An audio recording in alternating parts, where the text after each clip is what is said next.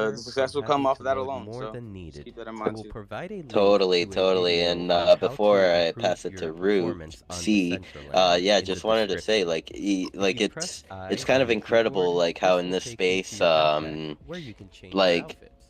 although we're in a digital space, you can kind of tell like people's intentions, Here in whether this it's like they're collectible here section is where the to wearables support you are people gifted or or purchased will show up create when you or do like, you decide to get know, an here inferior for the vault. long run, and the Now ones that that we are got the here for the basics out quick of the way, dollar. It's let's check out you know, some it's like locations for difference in how they socializing. present themselves, If you press X on your and like keyboard, I like to always judge click it on the with like bubble to on the like real top life, right of how your like in real screen, life there's just so many you will layers be to taken to people, the but Discover like here page. in this space Here you will there's see a only like button that says there's only a few Places. layers, On this page, and you will see the most you will see populated like the locations person. listed for most populated or Yeah, least so just populated.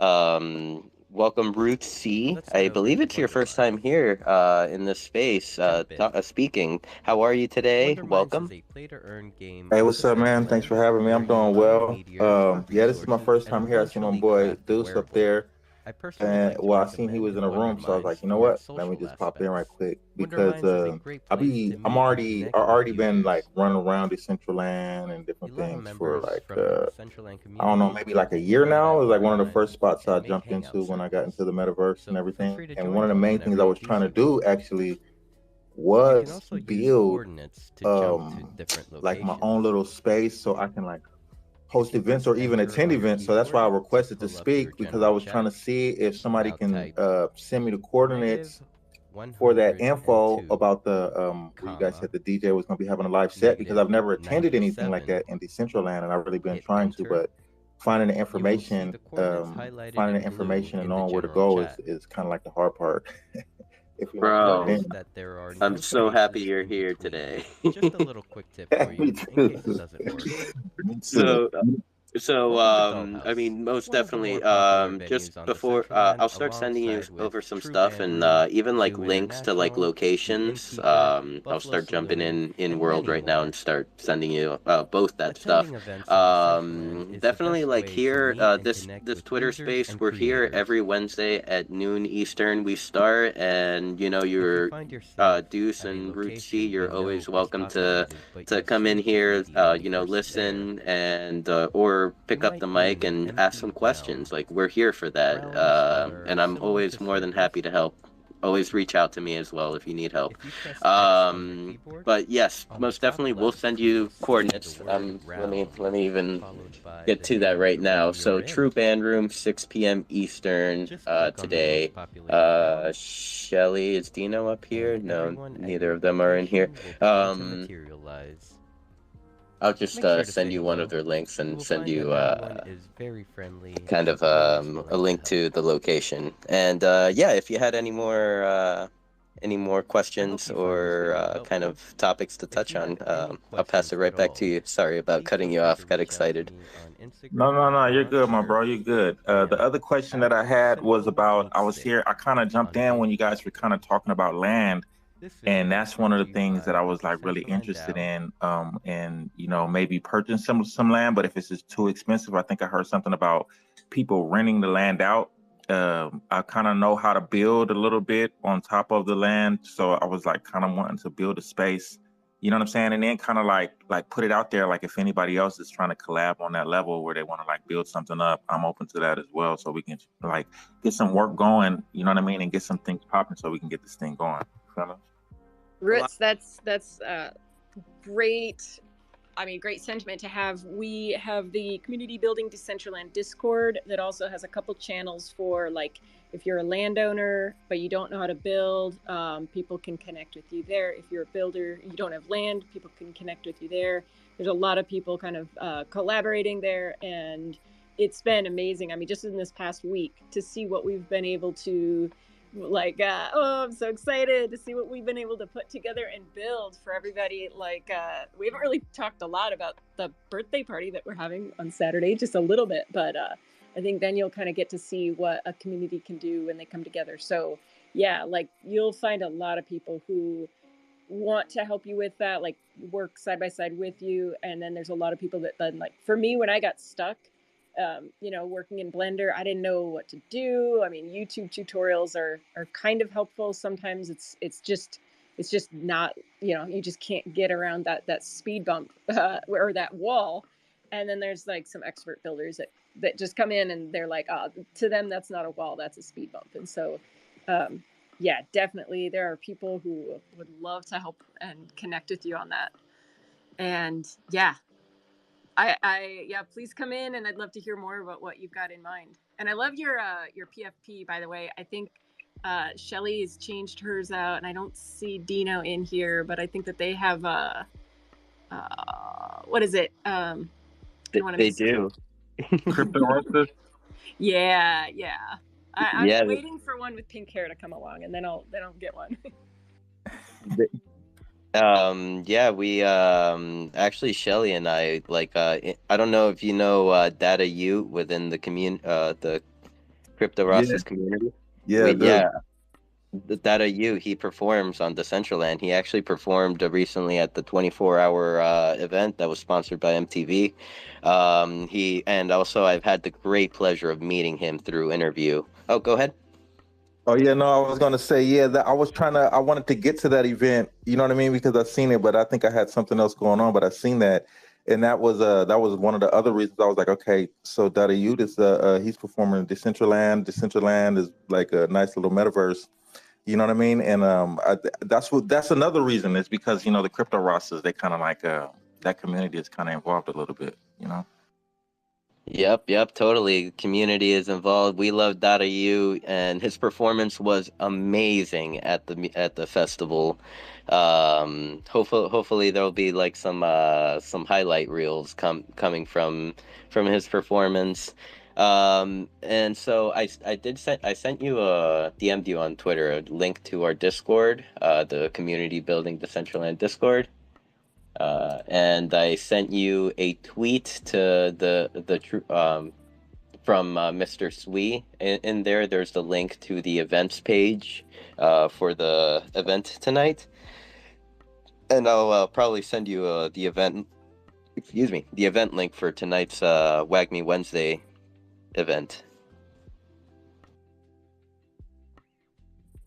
Oh, so while I do this, tell us a little bit about yourself, Root C. Like, are you a singer? Are you an artist? What do you do?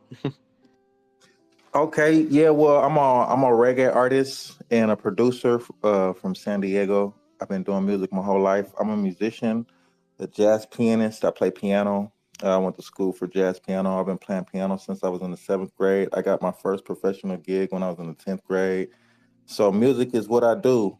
And the reason that I got into Web3 was because I wanted to learn how to code NFTs on a basis that, you know, like when you release music with like DistroKid, TuneCore, CD Baby, or any of those platforms, like you have to pay a yearly fee to keep your music up. And I was like, you know what?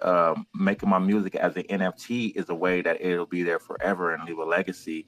And not only that, but it opens up the door for all kinds of other creativity when it comes to artistic mindsets and things, you know. So that's what I got into NFTs for. And then once I got into the metaverse, like I started tapping in, I think Upland, Decentraland, the Sandbox, but Decentraland was like the one I was like, man, this one right here has a lot of possibilities. This is going places right here, you know what I mean? And I still roam around in Decentraland a lot. Like sometimes I'm in here right now actually because I popped in here. I was like, you know what?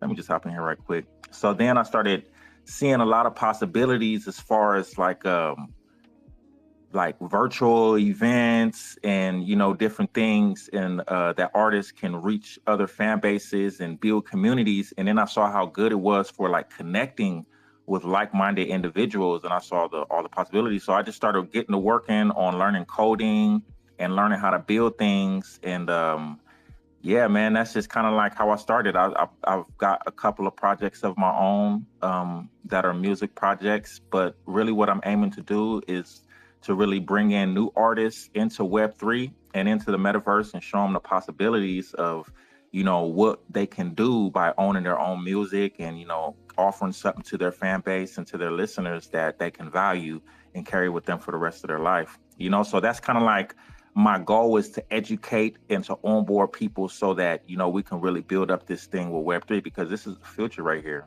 And I know it's real early, but, you know, I'm ready. I'm ready to work. I love it. I love it. And it's an honor like to even have you like in here like just let's join the movement. Let's all get together. Let's all push Web3 forward and onboard the next wave of creatives within the space, and help them understand that like they can own their own content, their own work within this space. Dude, like so happy to have you here. Both you and Deuce will probably be getting like some message one of these days from me asking if you would like to be interviewed by Shelly Van and I know probably Shelly is like so excited to have you in the space, just listening to both of you. I'll just a quick reset of the room. Everyone, thank you so much for being here. Make sure to like and retweet the room. Drop some comments.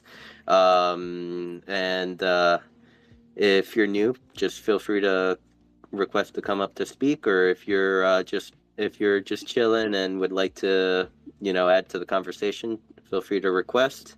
I'll pass it over to CJ here. Your hand was up, and then our new friend. Yeah, I just wanted to say, I wanted to drop some game because, it's another big key thing that helped me in this space when I first got started. And you guys like to call that alpha in the Web3 space, right? So, but I would like to definitely like bring up the topic of bartering or like, trading services for other things like in a collaboration with people. I think that's something that's really key as a musician that people can use to your performance is gonna draw people in, so you have to really like understand like a way to like build a fan base or build supporters that you can actually interact with like on a one-on-one basis all the time, which is what I love about this the most. Yeah, there's just so many creative ways to get started in this space where you can just perform at somebody's space that doesn't have a lot of performers at, or you could just fit yourself into a schedule of people that already have an ongoing event, because a lot of people do residencies, believe it or not. You'll have people that do weekly events on Tuesdays, or they have weekly events on Thursdays, or whatever day it is, at so many different time zones, because remember, this is an international crowd. You might be working with somebody out in Japan. Next week, you're working with somebody in Brazil. Next thing, you're working with somebody in the UK. So you really have to like think on a whole different level of like, understanding that performance times may be iffy, and sometimes it may be really early in the mornings, or it might be really late at night. So it really is a grind to it, but I really feel like there's so much benefits to like, dropping music that you own and that you created, and that you can say that, you're the reason why these people decided to buy this music NFT or whatever. And if you're in Decentraland right now, if you go up to the top of this Twitter space and you slide one to the right where it says, 20 minutes till our weekly community space, if you close out your browser you just close out your browser that you're already in Decentraland or your client, and then you go to that Twitter from your computer, or that tweet from your computer, you can click on the link that says join us on Decentraland, play, like where it says play.decentraland.org. If you guys click on that from your computer or your PC, it'll take you directly to where we are all at. Like there's like 20 of us, 25 of us just sitting here like standing around a stage inside of like this cyberpunk hamster tube city that Knessa built. It's like so freaking dope. So it's like it brings a whole new element to Twitter Spaces, because it's not just us staring at like circular icons on a profile picture. It's like we're all standing here together. We all got different digital clothing on, and none of us look exactly the same. I mean, we can if we want to. We all have some of the same wearables, but we can get really creative with how you like carry yourself as a digital avatar of yourself, and you can get so creative. It's what I love about this space. Can't say it enough. Thank you so much, CJ. Okay, and now I'm gonna pass it over to our new friend here. It's a new speaker. I'm sorry if I butcher your name. Actually, I'll let Knessa butcher it. Let's see. Would it be Rainy Loop? Hopefully we got it close. Yes, like loop, it's enough, I think, for the beginning. Okay. Yes. So nice to Welcome, meet you guys. Nice to meet you guys. I listened like from the beginning today, and to tell a little bit about myself, I started like 2 years ago like stumbling into Decentraland with the whole crypto topics and metaverse, and started playing ice poker on Decentral Games. And it was a really nice concept and really fun to go in and gamble. But it was also interesting to see the community building up. And then something crazy happened because I got a ticket for a raffle on a Decentraland land, and I just won it. I just won it, yes. And now I'm like a landowner, and since I become a landowner, I'm really motivated like to build something on it, to be part of the building community and to also bringing value to Decentraland, because like through ice poker, through Decentral Games, I have a big opportunity that is a very big gift, and I'm very thankful. And I'm also was connecting with CJ like some days ago, and we chatted a little bit on Instagram, and he like pushed me and motivated me to take the chance now to talk and to introduce myself. And yes, also I'm studying right now like music and culture management. Right now I have to write an essay about exhibition management, and my plan is to write it in combination with my land now about an event in Decentraland. And I think that's enough information for the beginning. Yes, and maybe you can help me with some technical stuff, because I tried to build on it and I built a little gallery, but when it's going to like streamings and stuff, like that's what I asked CJ for. And yeah, it was nice to be able to stream at first. Like this would be nice. Maybe you can help me. Thanks. Rainy, I'm so happy you're here. Let's go. Thanks. And I think I found you on Instagram last night. I think I saw your build and I was like, oh, that's cool. Like, what is this? What is this? And so, yeah, I think I just friended you last night. Yeah, you too. Yes, it was like, yes, I saw your comment. I just, that's because I'm here, because I saw you like tweeting about this. Yes, it's all connecting right now. Dang. Okay, good. Because, sometimes I'm like, nobody looks at Instagram. Nobody's on there. So that is awesome. Yeah, I'm from Germany, so from Europe. So Instagram is a little bit more like popular here. Like Twitter is more like really US based, I think. That is awesome. And I think for your streaming questions, Sinful has a lot of experience behind that. So maybe he can help you out with that. Yeah, I mean, always feel free to reach out. And yeah, I'm so happy to meet you, Loop. Definitely always nice to meet someone that has been in the space for a while. Just going through their own journey, and then like kind of finding the group in here. Sometimes sometimes I do understand that we can't reach everyone, and not everyone knows that there is like an active community within Decentraland that of like just friends that just want to do cool shit together. So really happy that you found us here, really happy to meet you. And I mean, any questions, just feel free to message me. Have you joined the community building Decentraland Discord yet? I don't think so, but I will. I think I'm in the Decentraland, the main channel, but not in the building Okay, specific. I'll DM you a link to that Discord. Yeah, and even like the other guys who like, even like maybe Root C, I listen to him, what he says, and maybe it's like matching. And feel free to like contact me on like any messages. I'm happy.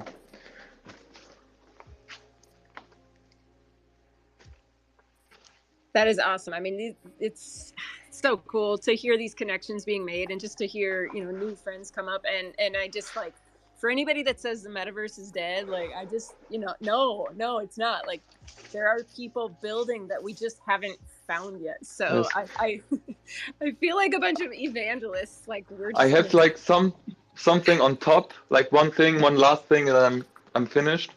I'm also like a very active like hip hop dancer and freestyle dancer in Europe, and I'm in a event organizer team, which we make like a dance battle every year. And my plan was now with the opportunity with the land, like we are now in the 5th year of our real event, and I would like to start to stream it on Decentraland and to build like a dance community on it. But I don't know how much like how much I can make with one parcel.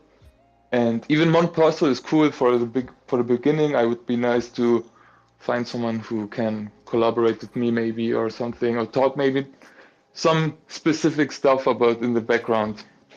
Yes. There are definitely limitations. So like in Decentraland, we have to work within the amount of like we call it triangles that we can put on our land. And that's so that if everybody just maxed out and had unlimited amount of triangles, the world would never load. Like it would just take way too long. So on one parcel, the limitation is 10,000 triangles. And so if you have one parcel, you have 10,000. Like if you have 9 parcels, you have 90,000 to work with. So there is an advantage to having a bigger estate if you work through the Okay. regular builder tool. If you go through the SDK, triangle limitations are not as much of a problem. And so I was the same way. Like when I started, I would have these grand ideas in my head of what I was going to deploy, and then I'd get into Yes. the builder and I would be like, no. And so even like to Yes. this day, when I hear the word triangle, I'm like, like I have a little bit of PTSD of like, no.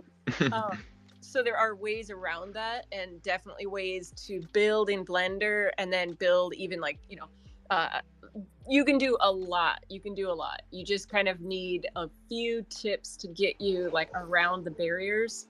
But yeah, like if you see what's been built in Decentraland and you walk along and you see some cool build on a one-piece parcel, it more than likely it's been built in Blender and then imported, which when I started building in Blender like back in December, I was so scared, and now I'm to the point where I'm like, okay, like I think I could do that. And at least now, like if I get stuck, I know who to talk to. There's really helpful people.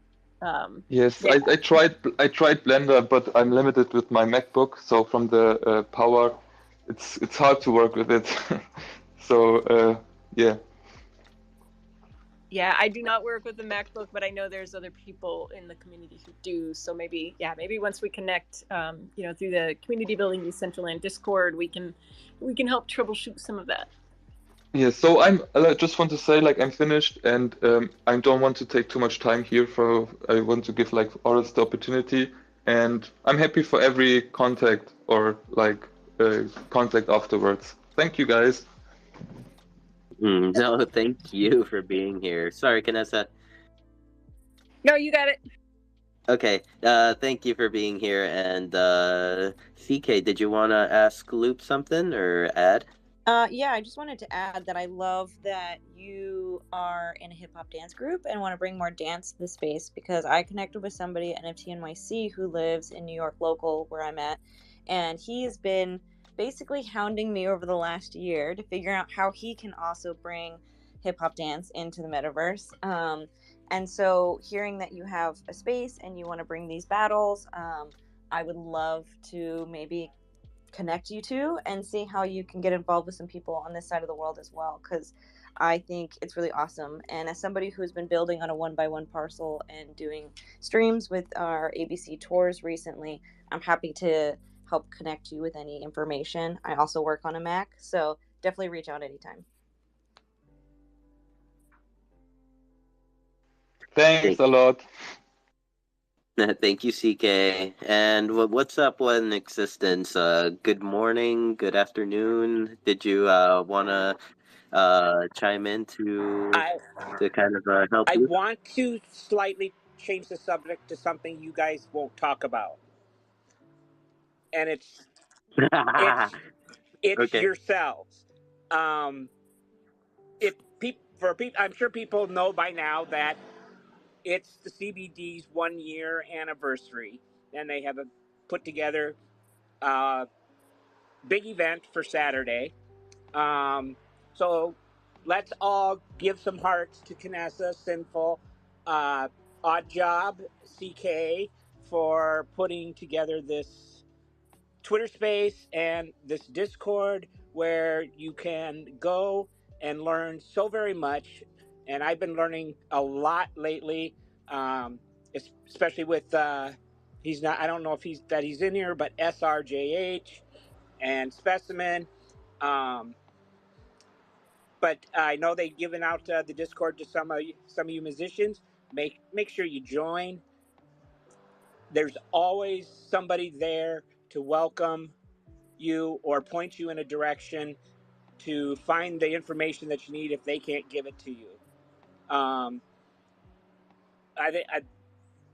I joined just almost a year ago myself. I didn't realize it was so close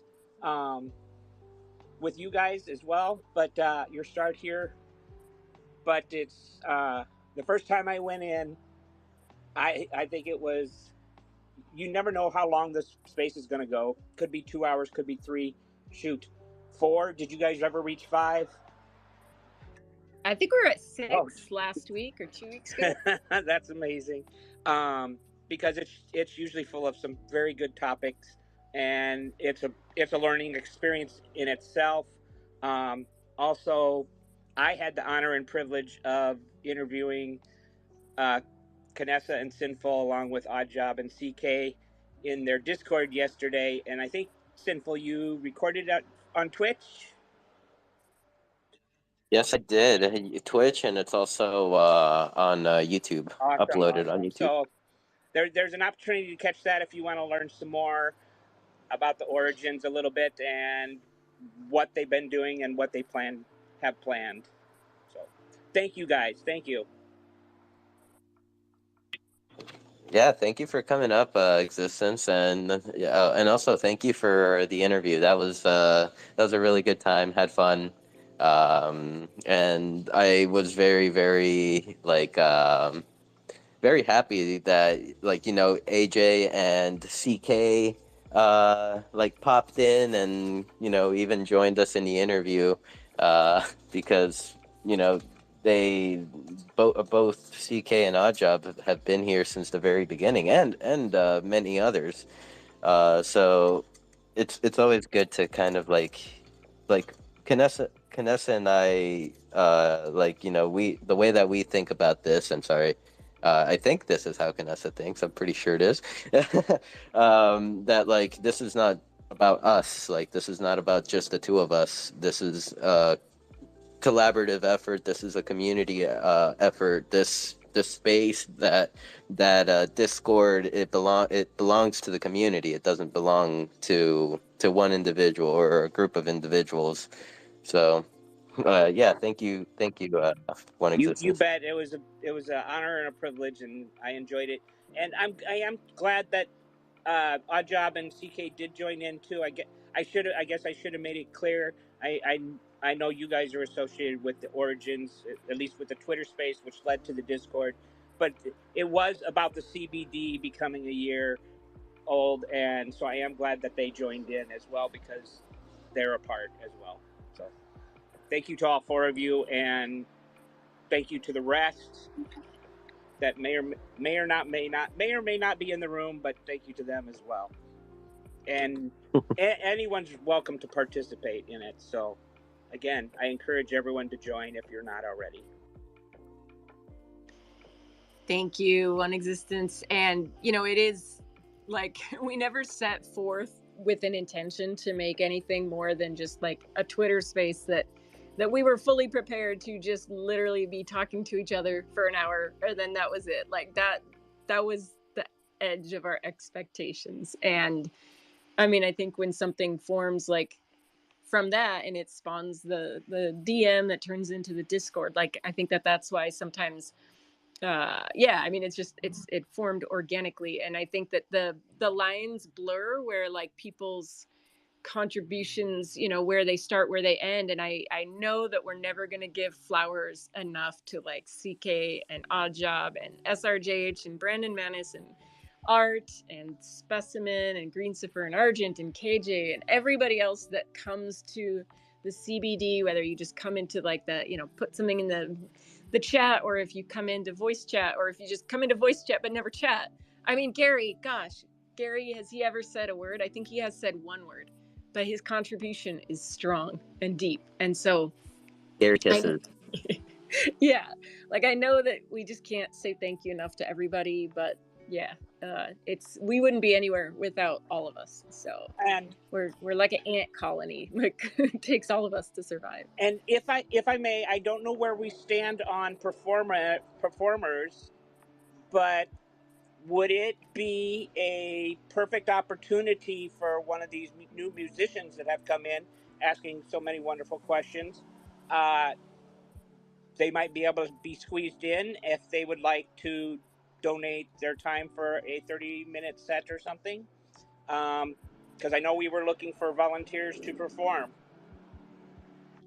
Yes. I mean, yeah, definitely. You know, the stage is open for anyone that would like to contribute their time. And that was actually something I was going to segue into, kind of like talk about the the event page, of course, that we have listed for Saturday's event. The wearable sponsorship form, as well as even the music share form. I'll definitely pin those to the top and comment them at the bottom. And yes, Deuce and Route C, if you would like to perform, like it could be a pre-recorded set, or we could set you up with a live time. You're more than welcome to. Um, yeah, just give me a moment so I could post those. And let's see, who could I pass the mic over Well, to? I hang did. on. I'll Go ahead. sorry. Couple final thoughts on it, and yeah. So definitely join the Discord. So if you do want to do this, that's where you can ask all your questions. And I'm gonna put somebody on there in the spot, Sinful, haha, because of what you said, and then try and encourage them to step out of their comfort zone and give it a shot. Mariana just came into the room. This would be an excellent opportunity to give it a try if you want to hone your DJing skills. You're Oh my already. gosh, you're putting Mariana on the I, spot in a Twitter I, I, space. I said the very first thing I said I was I'm going to put him on the spot. I understand if you don't, you're already a great builder, tremendous creators, but just putting it out there. So, thank you. That's it. Mariana, we love you. We were talking about like how we could make it really fun and like and like low stress, like maybe you perform before everybody else like comes on, and you just it's just like warm hugs, and we put out pillows, and it's like you've got your support team, and we have pom-poms, and we're your cheerleader. So whatever we can do to make that easier, that would be awesome. And I did see let's see, Blease, we did see you, so maybe Mariana, could you share on that, and then I'd love to talk with Blease. Hi, yeah, hi, existence. So I don't know if I'm ready for I'm not so ready with my DJing skills just yet. Mariana, I got it. I will DJ if you DJ. Okay, you and I can. We can do this together, Canessa. But like, yes, I don't want to like screw up the 1 year anniversary. Like it's just like, oh no big deal. I mean, it's a pretty big deal. Maybe like a party of like 4 Yumis to full Canessa. Okay, let's do that, because I have my 125-year-old gramophone that I would love to spin. Ooh. The mad hits, bring back the hits from the 90s, the 1890s. And I don't know if there will be much of an audience for that, but we will make a safe place where we can experiment. Yeah, I mean go ahead, Jack. I was gonna say, it's just DJs just push buttons, right? I mean, Meta DJ and I, we constructed a playlist. We made a pretty fire playlist. Not gonna lie. I just gotta figure out how to mix it and how to broadcast it. So, yeah, Soon you'll be scratching like Gucci yeah, Toe. yeah. Oh, no. That's like in like 5 years, Simple. That's in 5 years. Hey, I said soon. Like you never know how fast 5 years can pass. I think mana will be $5 before I'm like Gucci Toe. 5 years, $5. I'm in for it. I do hold the mana bag at the Not moment. payable by Hey, hey, Root Seed, did you want to chime in? Yeah, I was gonna say I would like to perform. I've never performed in the metaverse, but that's kind of like one of the things that I wanted to do. I seen right now that it says that on the new post you posted at the top, it's from 4 p.m. Eastern time to 8 p.m. Eastern time, right? To 10 p.m. Eastern time. But like the thing is that it's like kind of like a Saturday event. So we're just, going to take in however much content we can get, like from whoever wants to perform, and then we will we'll get you up there because usually Saturdays there's nothing going on. So at least we'll provide a hangout place for everyone. Right. Okay. So yeah, well, just let me know whatever I gotta do. If it's gonna be pre-recorded or whatever I need to do. If I need to hop in a Discord and talk to somebody over there or whatever it is, if you guys can point me in the right direction, I'll be more than glad to present some music. I actually created a new project specifically for Web3 and surrounding the culture and the community and everything. Because I was like, if I'm going to be coming in, I wanted to add like a contribution to, Web3 in a style that's like reggae music. So, yeah, man, I got this whole thing, and I haven't really done anything with it. This is actually maybe the first or second time I'm actually mentioning that I got this project done. So maybe I mean I would be more than glad to perform it there. It's like a couple of songs or whatever. So if you guys want that, just let me know what I need to do, and I'll do it. No problem. Of course. I mean, like if you have like it's really what you're comfortable with doing, to tell you the truth. I guess if you're going live, I would maybe kind of say like at least like a half-hour set. That way we don't have to do too much like switching around between like streams. But like you could either do it live or pre-record it, or even like if it's just like a few songs like that you would like to present, yeah, just send them over. Fill out the form that from the tweet that says if you would like to perform, and in there it'll ask you like kind of would you like to do it live, what time, or would you like to send in a pre-record, and where could we find it, where's the file, yeah, just fill it out. We're actively like keeping an eye on it, and I believe that the for the wearable sponsorship, I believe today is the cutoff. Is that correct, CK or Ajab? I believe today I is think it the was. cutoff. Yeah, because we just have to get it submitted pretty soon. So Yep. In terms of the DJ, I honestly I think the 25th was the deadline. I think today is the deadline for the sponsors because Brandon's got to finish making the wearable.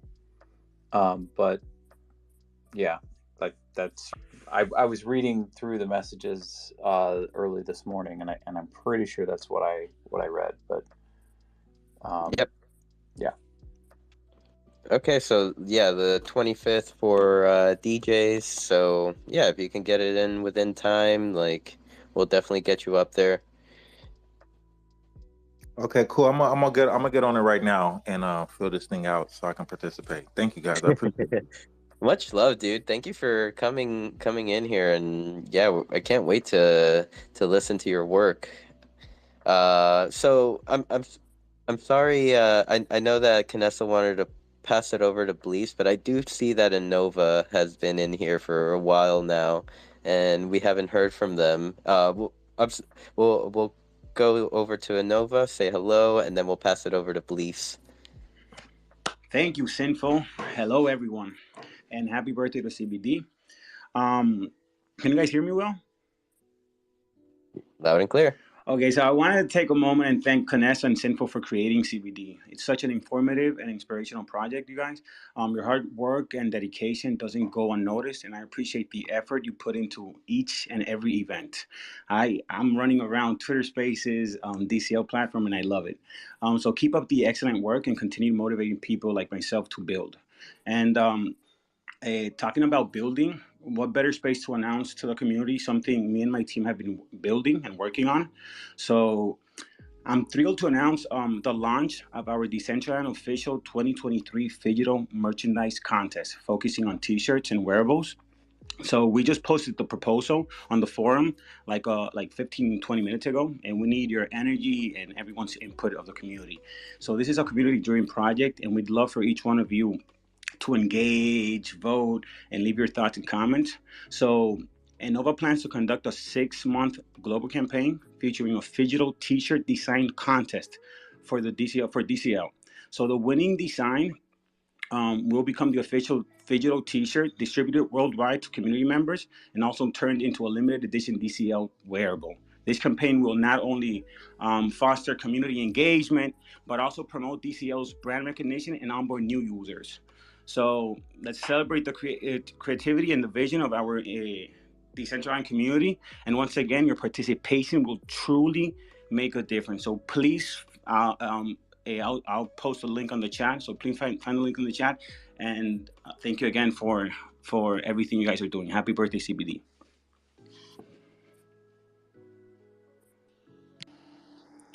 Thank you so much, Innova, and yeah, thank you for listening in. I see your, avatar listening quite often on these CBD spaces, so we thank you for being I love here. it. You guys really and motivate me, for real. It's great to have you up here because I have noticed like in past spaces you have tried to come up and we're like Canessa and I are like sitting here like what's going on? Why won't he come on? Because it'll like be one of those like it'll let you up here and then you will get like knocked back down to the listeners.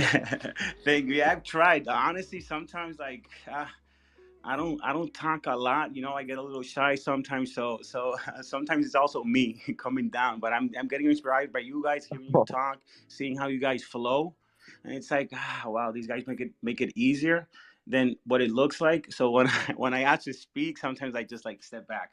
But thank you for motivating me, for real. Yeah, I mean, as far as like even speaking goes, like just the more you do it, I guess the easier it may get. Like personally myself, like believe it or not, like I'm kind of like I would consider myself an introvert. Yeah, let the laugh emote start now because I just called myself an introvert. But like, yeah, I like to say. I like to I or not like to I lean more on the shy side. So I'm the like same way. I don't understand what I'm an extrovert or introvert. Some people think I'm an extrovert sometimes, but personally, I think I might be an introvert. So it's it's definitely a new experience. and yeah, thank you for coming up and sharing your thoughts and your proposal. I'll definitely like check it out and see what feedback I can leave for you. Thank you. I appreciate that. Thank you for the No problem. opportunity to speak. Yeah, thank you. And you're always a welcome up here. You know what time we're here every Wednesday at noon, and the space goes on till God knows how long until we run out of stuff Oh, I to know. speak about. All right, thank you guys. I'm gonna pass it over to Blease. Thank you so much, my friend, for being so patient. You know I love you. Oh, good. Yeah, I'm just enjoying listening and just wanted to come up and say congrats on the year. This is not easy to do this week in and week out, and everyone in the community is so appreciative. And I just had a recent experience with the Discord, and I wanted to thank CK. I had scheduled, with these gas fees being crazy, you got to look at best times to do stuff, and like Sunday mornings are a really good time, so I had set my alarm out, but I didn't factor in how tired I would be, if you have allergies, you know what I'm talking about. Like it's been killer, but I woke up early Sunday and like half awake trying to do these transactions. I was like, this is the best time to do it though. And so I was doing these transactions and it said failed. I was like, why did this just say failed? And like I didn't, and it wouldn't let me click on anything. And so I did, like I ran into all these technical issues, and so I didn't know if the transaction went through, but I was trying to support this wearable that you have going on, and just wanted to give that a shout out to everyone in here.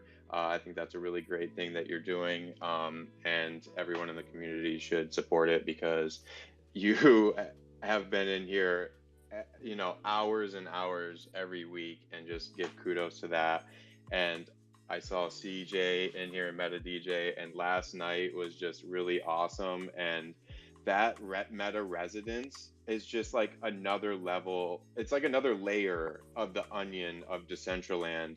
And it really made me feel like this nostalgic feeling of like watching Friends or Seinfeld, where they just have like roommates just busting in the door, and it's just like they have friends that just come over, and it's like you think that's reality, and then you grow up and it's like, oh, it's really not like that. But there it felt like that. Like it felt like, okay, you have this whole group of friends and you're all in this one place, and you can just walk next door and like go to their penthouse and like have a really cool unique penthouse party. CJ's, yours penthouse was really awesome. Love the setup there with the screen and everything. And Baby Doll's penthouse, they're getting set up. Meta DJ's in there too, so shout out to all the 92nd floor. That was such a cool experience. That was my first experience in there, and I'm still like, I'm so upset that the space rugged, but that was such an awesome and just organic experience, and just speaks to the community of Decentraland. It was really awesome. Thank you so much for coming up here, Blease. And yeah, we did receive the mana. It came in through Ethereum. So if to my understanding, kind of like the method that you had taken was you bought the mana on Coinbase, and then you brought, from you sent it over to your MetaMask, and from there you tried using the Decentraland mana to ETH mana to Polygon mana bridge. Yes. Okay, so here, let me save you a couple steps and money. So when next time you something like this happens where you need the Polygon mana, if you're buying through Coinbase, what you could do is buy Matic, and then take that Matic, and and you can send the Matic to your MetaMask wallet. So during the checkout phase, there will be like a section that asks you like what network or what platform or method is a word that they use as well. In there, you'll see I think by default it's set to Ethereum, but you could change it to Polygon. If there's a Polygon option, use that. Send the Matic to your MetaMask wallet through Polygon Network, and then from within Polygon Network, you could swap that Matic into Polygon Mana for like literally like 2 cent gas fees. And yeah. No, it's very helpful. So, when I purchased like the mana, I didn't factor in the difference between mana on ETH and mana on Poly, because that's just to me just a different concept, I guess, of thinking of currency. Like, buying Tezos or Stellar, those are the ones that I started on, and so like thinking of it as like something that could be on different blockchains, I guess, and still kind of called the same thing. I just feel like it should be. I guess you're saying Matic, like a different name or something, but yeah. Yeah. Matic is also usually referred to as Polygon.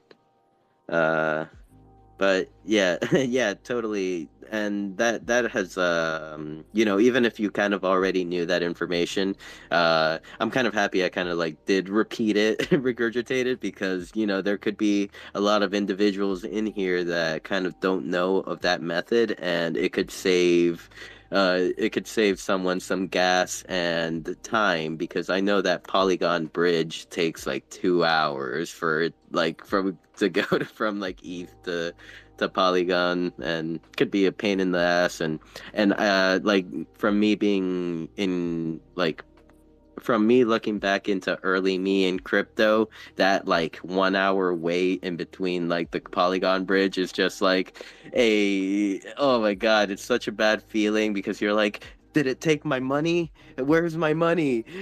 You know? And there's like nowhere to kind of like even look towards. So That's so funny because I'm thinking like early days, you're afraid that it took your money, and nowadays it's like, oh no, I want to buy a wearable that's on OpenSea, and if I don't get it, somebody else is gonna get it. So, yeah, it is funny how you have the same problem, but that the reason changes. Or maybe that's just me that worries about that. yeah, I have FOMO'd into a lot of things these days. Now these days it's like, oh, this is a good price, for this wearable. I have to get it now before mana jumps up like 2 cents. Yeah, That's two fucked two up. cents is that's a lot. That's a lot. So yeah, please, I'm so happy you like came up and said hello to us today. Always love hearing from you. How are the projects going? Are you still doing the weekly podcast, or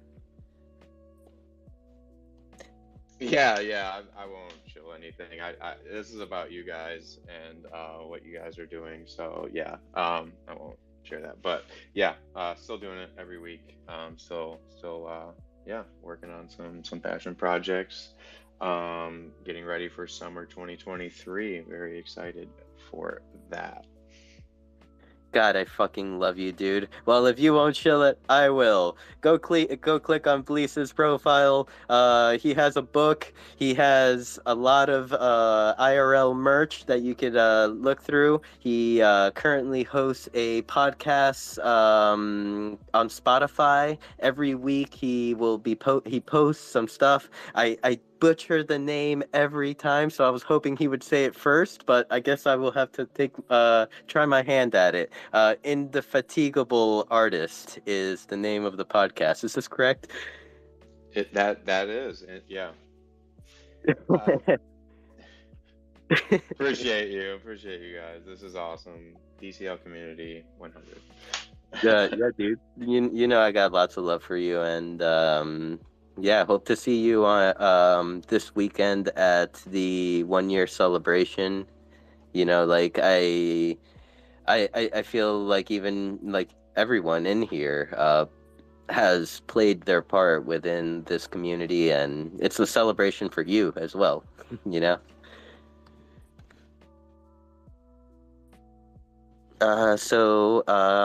Let's see. I'll pass it over to my also very patient friend, Meta DJ, that has been up here. Oh, just waiting for his turn. Thank you for being here, dude. How are you? I'm good, and I want to extend my congratulations to you guys as well. It's honestly been new for me tuning into this space. I feel like I still continue to discover new things that you guys are all up to, but love this space. Consistency is everything, on top of obviously your unique personalities and information that you have to share in the people you draw. So that's really cool. Gosh, Saturday. I've been dying for more Saturday events. May need a volunteer tribute. With this event coming up.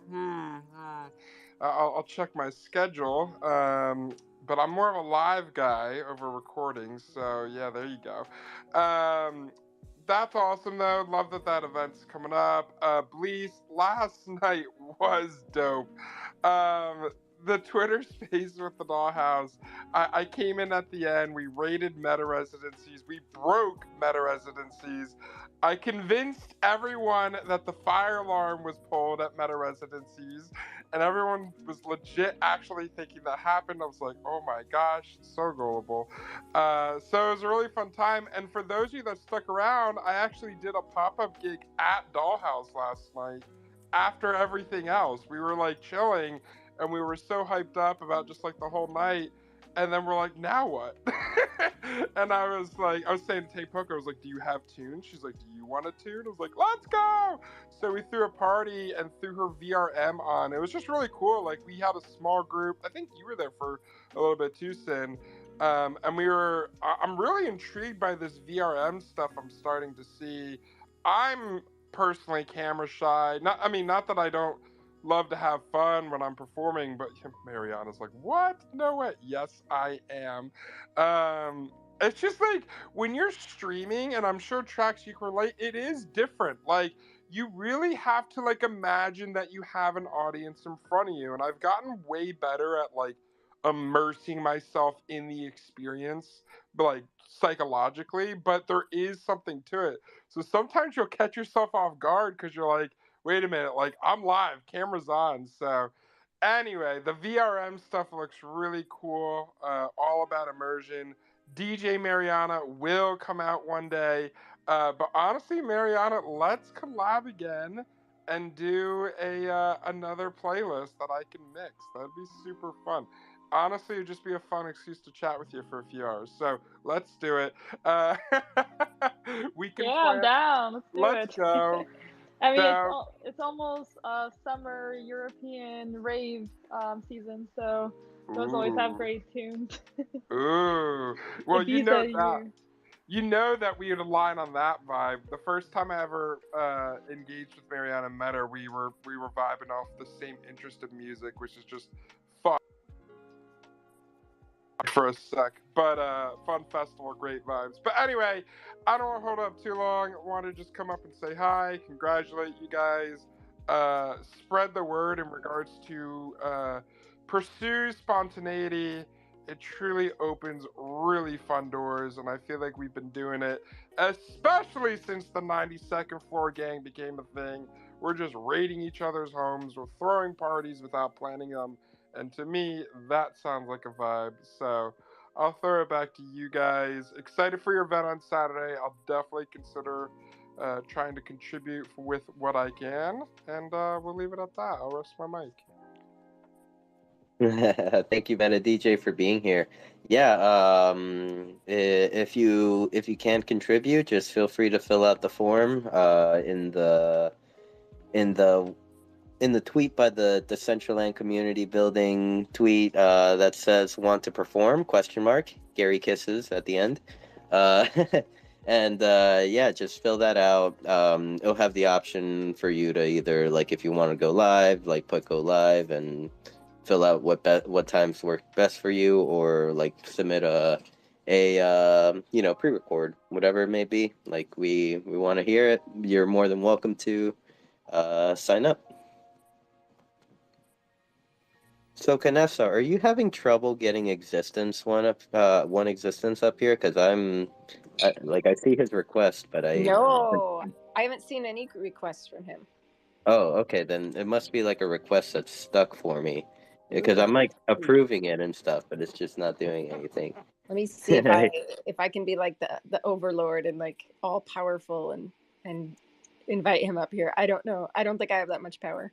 Maybe he got shy and like put up the request and then put down the request. I know. Maybe invite to speak. Yeah, it might just be. So I guess one existence. I think sometimes it helps if you leave the space and then, oh nope, he came. I don't know. The invites are being really weird today because, like, I swear I did not let Shelly come up to speak, and she found a way, which is good. She should have like eternal speaker privileges, but I just, like, I don't know. Twitter's being pretty funny. It knows if you build it, they will come. Yeah. I only came up because to mention that I had my original request, and Canessa brought me up, so it must have been a stuck one because I didn't request again.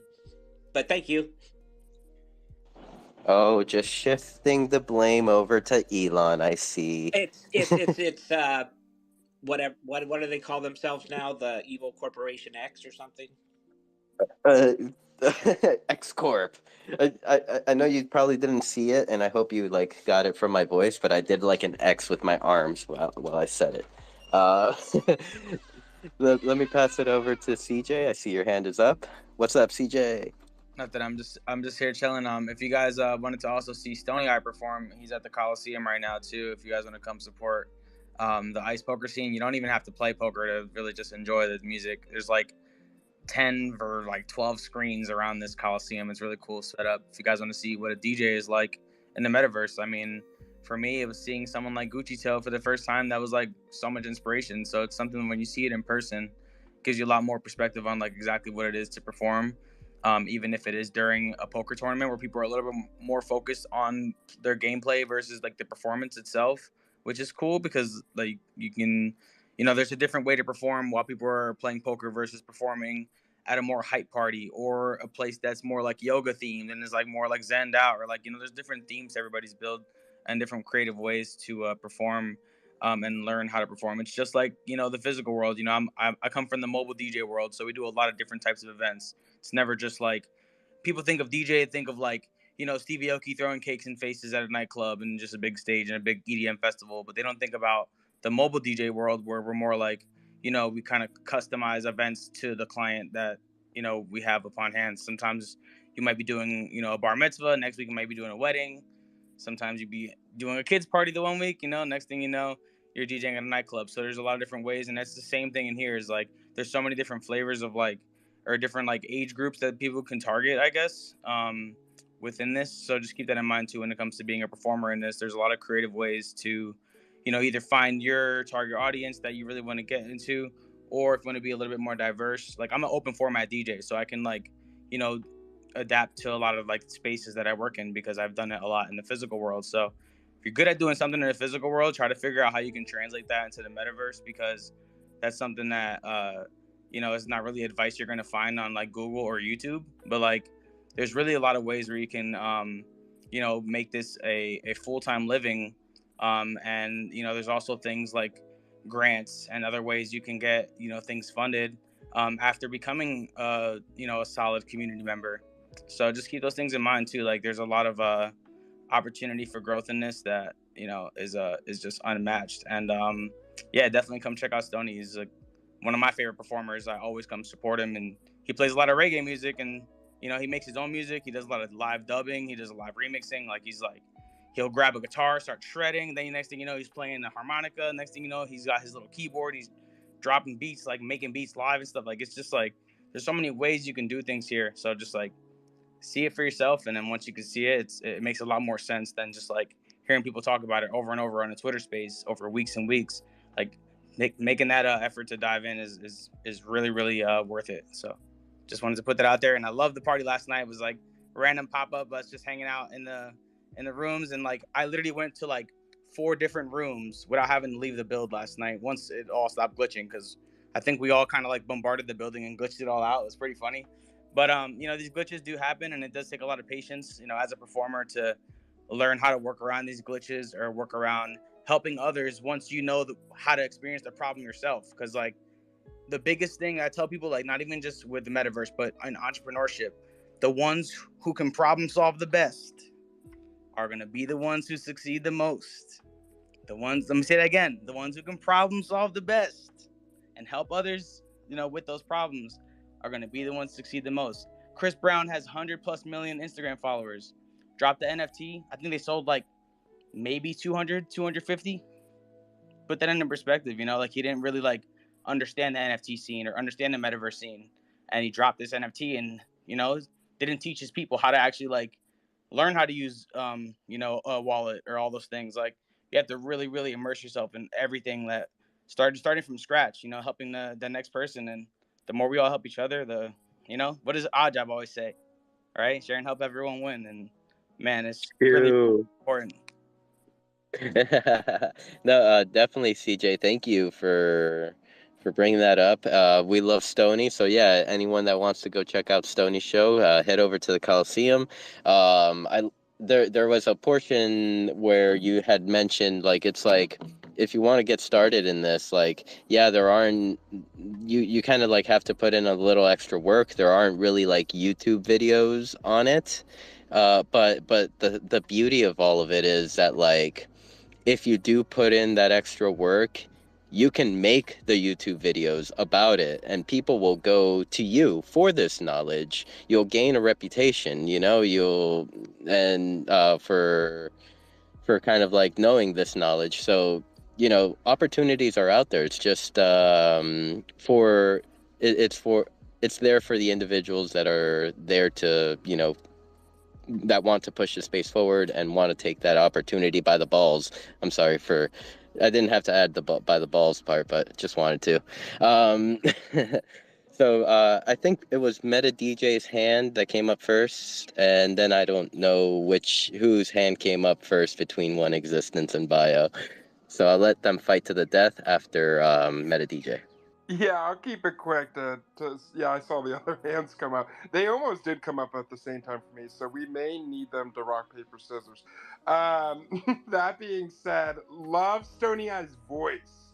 I just want to say that, like, Stony Eye's voice is always what immediately, like, I feel like every artist has a little bit of a signature, right? Like something that just is like a unique trait to them. And Stoney's in that little voice effect, he does it really well. Because sometimes you can see those things, you're like, that's cheesy. You're like, not with Stoney, baby. And then CJ absolutely can relate with a lot of what you just said.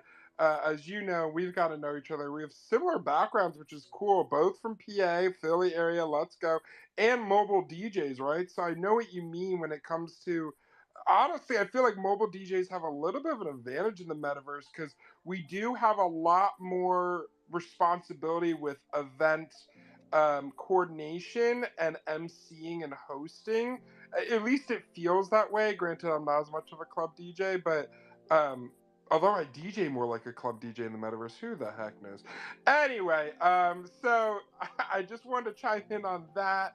And then the last thing I wanted to say was, I love the concept of gamified events. So you were talking about that, CJ, in regards to like different activities for parties, and parties are fun. And initially I thought, like, when I first got to Central, I was like, ooh, parties are a little limiting. But the more you get to know people and the more you just feel comfortable in the chat, it really does turn into quite an experience. Of course, being a performer, you're definitely engaged.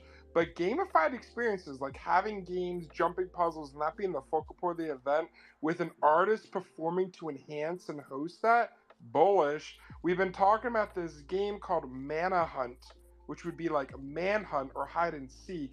I think it would be really cool to do in meta residencies because we could have like a similar stream going on multiple rooms. We don't know where anyone is because we're all technically on the same parcel. My only concern is we probably will break it because there's too many people at once that are going to want to play Mana Hunt. So anyway, I'll leave it at that, but just a lot of cool ideas being thrown around. And actually, I'll leave it at this because I want to say it earlier. It's really cool seeing all the different skill sets in this room. It's been really cool. It's fun. We talk about community, right? This community space. I first met Mariana, then I met Bio, then I met Make, then I met Existence, then I'm meeting CJ, then I'm inspiring to do what CJ does, and then I'm meeting Sinful, Canessa, and everyone in this room. And everyone has a different skill set, right? But we all collectively make Decentraland what it is. Like, we are a huge part of the community, and the experience. Without us, Decentraland is just an open land. So really cool to think about all that. I'll rest my mic again. Thank you, Meta DJ. I mean, you hit the hammer on the nail in many points there. Really appreciate that you have taken the time to come up and speak with us. Okay, so between One Existence and Bio, have you fought to the death? The winner can open their mic.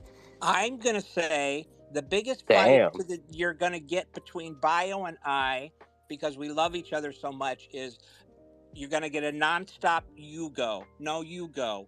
No, you go. No, you. So No, you I go, insist. Bio. You go. No, please. You go first. No. It's You my go. honor. It's my honor. No, It's my you. honor. Oh, come on, man. Existence is definitely from the Midwest, maybe Wisconsin. Very close, just a little south. Illinois. Iowa originally. Which everybody automatically can either, when I tell them Iowa, it's Ohio or Idaho. No, I just told you it's Iowa. And I hear some people from that place get the same thing too with Iowa. So I don't know if Mariana has ever got. Yeah, all the time. I get Idaho all the time. Oh, so you live in Idaho? I'm like, no, I live in Ohio. Right? There's a lot of potatoes there. In Idaho, Iowa's corn, and Ohio's the Buckeye state. So anyway, Bio, you I go. love that. I love that the discussion about who should go turns into like corn and potatoes. I love it. It's like my brain. I appreciate your existence for passing that over, and just want to give a shout out to everybody. I'll switch back down to listeners in a few seconds. Just wanted to come up and just shout everybody out real quick, and just tap in there real quick with what CJ and Meta DJ was mentioning about, and just saying like it's true, guys. We are all the innovators and pioneers of the Web3, specifically the Decentraland metaverse. We are the ones that molded what we see today and how everything is operating the way it is. It's only being developed more and more because of the innovations and partnerships that we're all doing and contributing with each other. This is the best way for us to grow, working with each other, sharing our spaces with one another, everybody sharing each other's communities.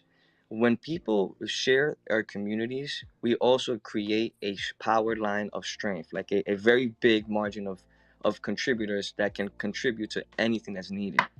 Our specific metaverse itself, even though people say it's high, low poly, it's not high poly, whatever the case may be, we hold the strongest community in all metaverses, and I can guarantee you that we are the number one, far by an astronomical number. I can guarantee you that hands down for sure.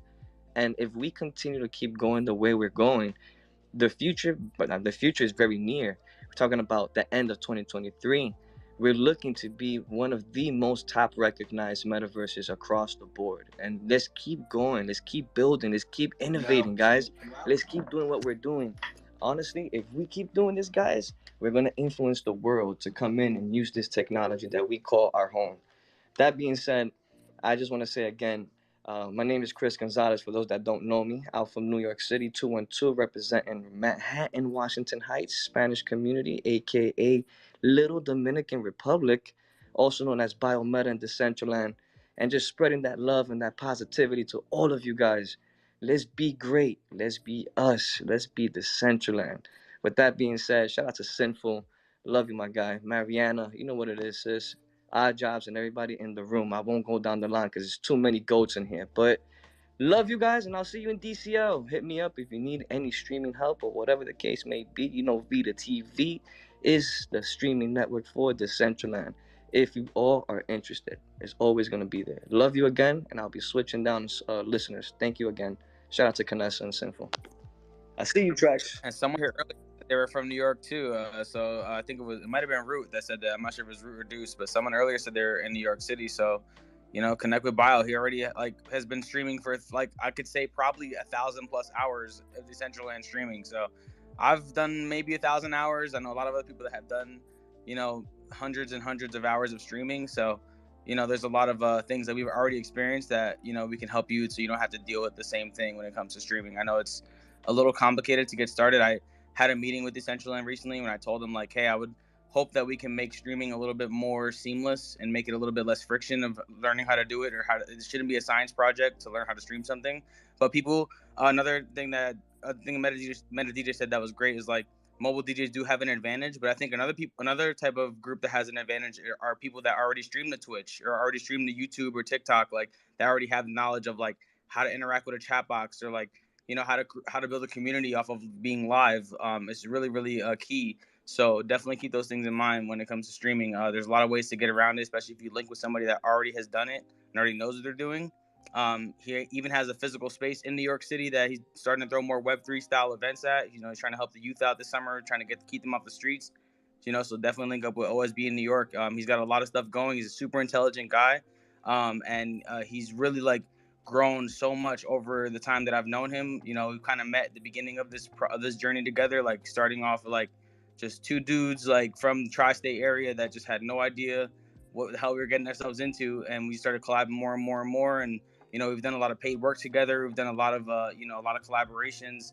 And man, like I just gotta give my love to OSB. I don't think he gets enough flowers for what he actually does. He's at everybody's events. He's streaming their events. He's streaming events from other metaverses at the same time to other metaverses. I mean, it's just like you're stepping through like this crazy like portal of like Web3 content that is just like so unique. And I think that most people sleep on it. But definitely tune into his Twitch streams. He streams to Kick. I think he streams pretty much everywhere all at one time simultaneously. So like if you're an artist and you're looking to get out to more audiences or like have more of a buzz on social media or whatever the case is, like you can reach these people in a different way, like not by doing it through social media, but using those as tools to like get your Web3 content out more. So I mean, like, throwing a 1 hour concert is like you're getting a 1 hour concert of footage. Then you have like literally weeks worth of content you can create out of that. Like, and you could talk about it in videos and like get in front of cameras and like speak about it. Like, yo, look what I just did last week. So I'm starting to get into more of that, and you're gonna see me making a lot of content just sitting in front of a computer. I mean, I talk in Twitter Spaces all day already as it is, so why not just sit in front of a computer, turn the camera on in front of me, talk about what I experienced for the day, or if I did 2-3 performances in one day, what it took, or like show the behind the scenes, or like there's so much content you can create around this. And if you're the first one doing it, it's like you're the pioneer of it. And then it's all about other people like sort of mimicking and like taking inspiration from others and then like putting your own twist on it. Like learn by watching 5 different performers in the metaverse, take what you can from each of those 5 people. And if it's something that you learn that you might watch a performer and be like, oh, I don't know, you could even do that during a performance. Or man, doing those shout outs is a lot of fun. I like that concept of things. So take notes from every performer in the metaverse or every streamer and just like, create your own little twist out of it. And that's how these empires and ecosystems are born. And we're already living And it. just So to tap in there real quick, just before I end my mic, and thanks CJ Tracks for that, my brother, man. We've been through so much and so many innovative moments and discoveries we've been through together. I mean, I've blown your phone up at 3 a.m. Like, Tracks, pick up the phone. I found something out, man. Hurry up, pick up. Literally, it's been one of those epic moments. But again, that's been with a lot of DCL community members, including Mariana and everybody else. But honestly, the idea, I won't talk about it too much because I love these community building spaces that Sinful and Kanessa host every week. And every time we have these spaces, it just becomes more professional, more informative, and just more development is being done within this space. And I love it. It's all about building. But Vita TV, honestly, is just for all of you guys. Honestly, if you're ever interested in checking it out, slide in my DMs. I won't talk about it now. Respect the space. It's not a shilling space. But yeah, check me out. I'm here for you guys. I stream in so many locations. I also have my own store in New York City now, where I'm looking to do phygital events and phygital NFTs. I created a phygital NFT vending machine that is going to go up in my store now as well. And we're just trying to pitch out marketplace NFTs, and I want to support Decentraland. Everything that I'm doing is for you guys at no cost. Outsiders are getting charged, but no one here gets charged because it's for us, honestly. I want everything to be pioneered here in Decentraland and reflect everyone's face and project. It's for all of us. So again, thank you. I love all of you guys. Shout out to CK, who is another NYC member of our beautiful metaverse, Decentraland, and shout out again to Simple and Kanessa. Thank you guys, and I'll bounce now. I will talk too much if I keep going. Love you again. Bye. Damn, that kind of did feel like a show, though. Sorry, I was thinking out loud.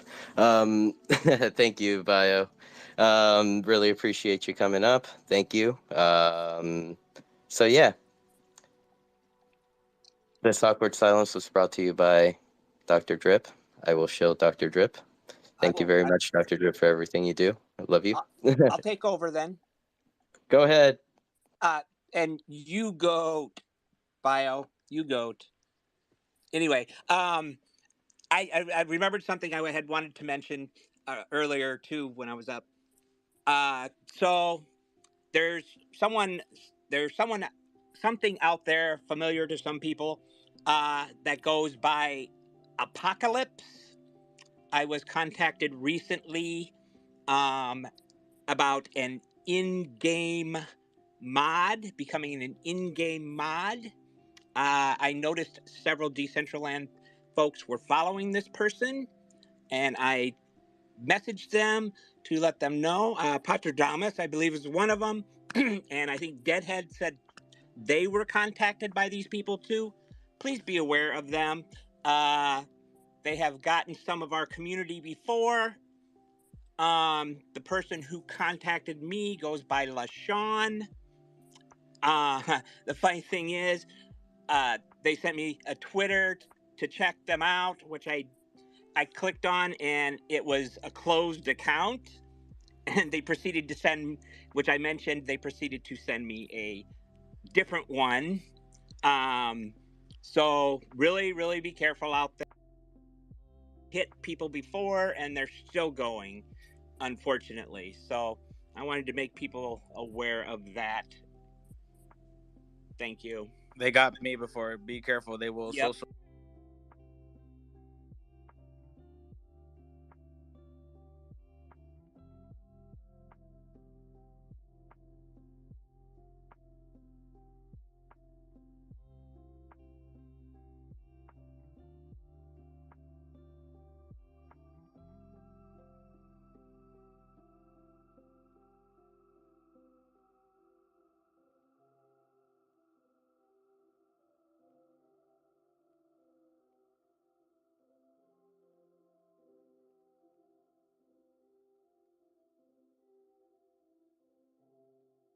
And they will like tell you they know people that you know.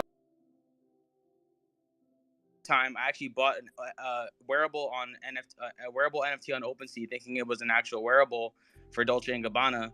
And since it wasn't a verified OpenSea page, I actually ended up buying like literally a fake NFT. So like you really have to like just like talk to the people. Like market.decentraland.org is where you're going to find wearables in Decentraland, or drafo.com. I think it's .com. I might be wrong. Hope somebody can correct me if I'm wrong.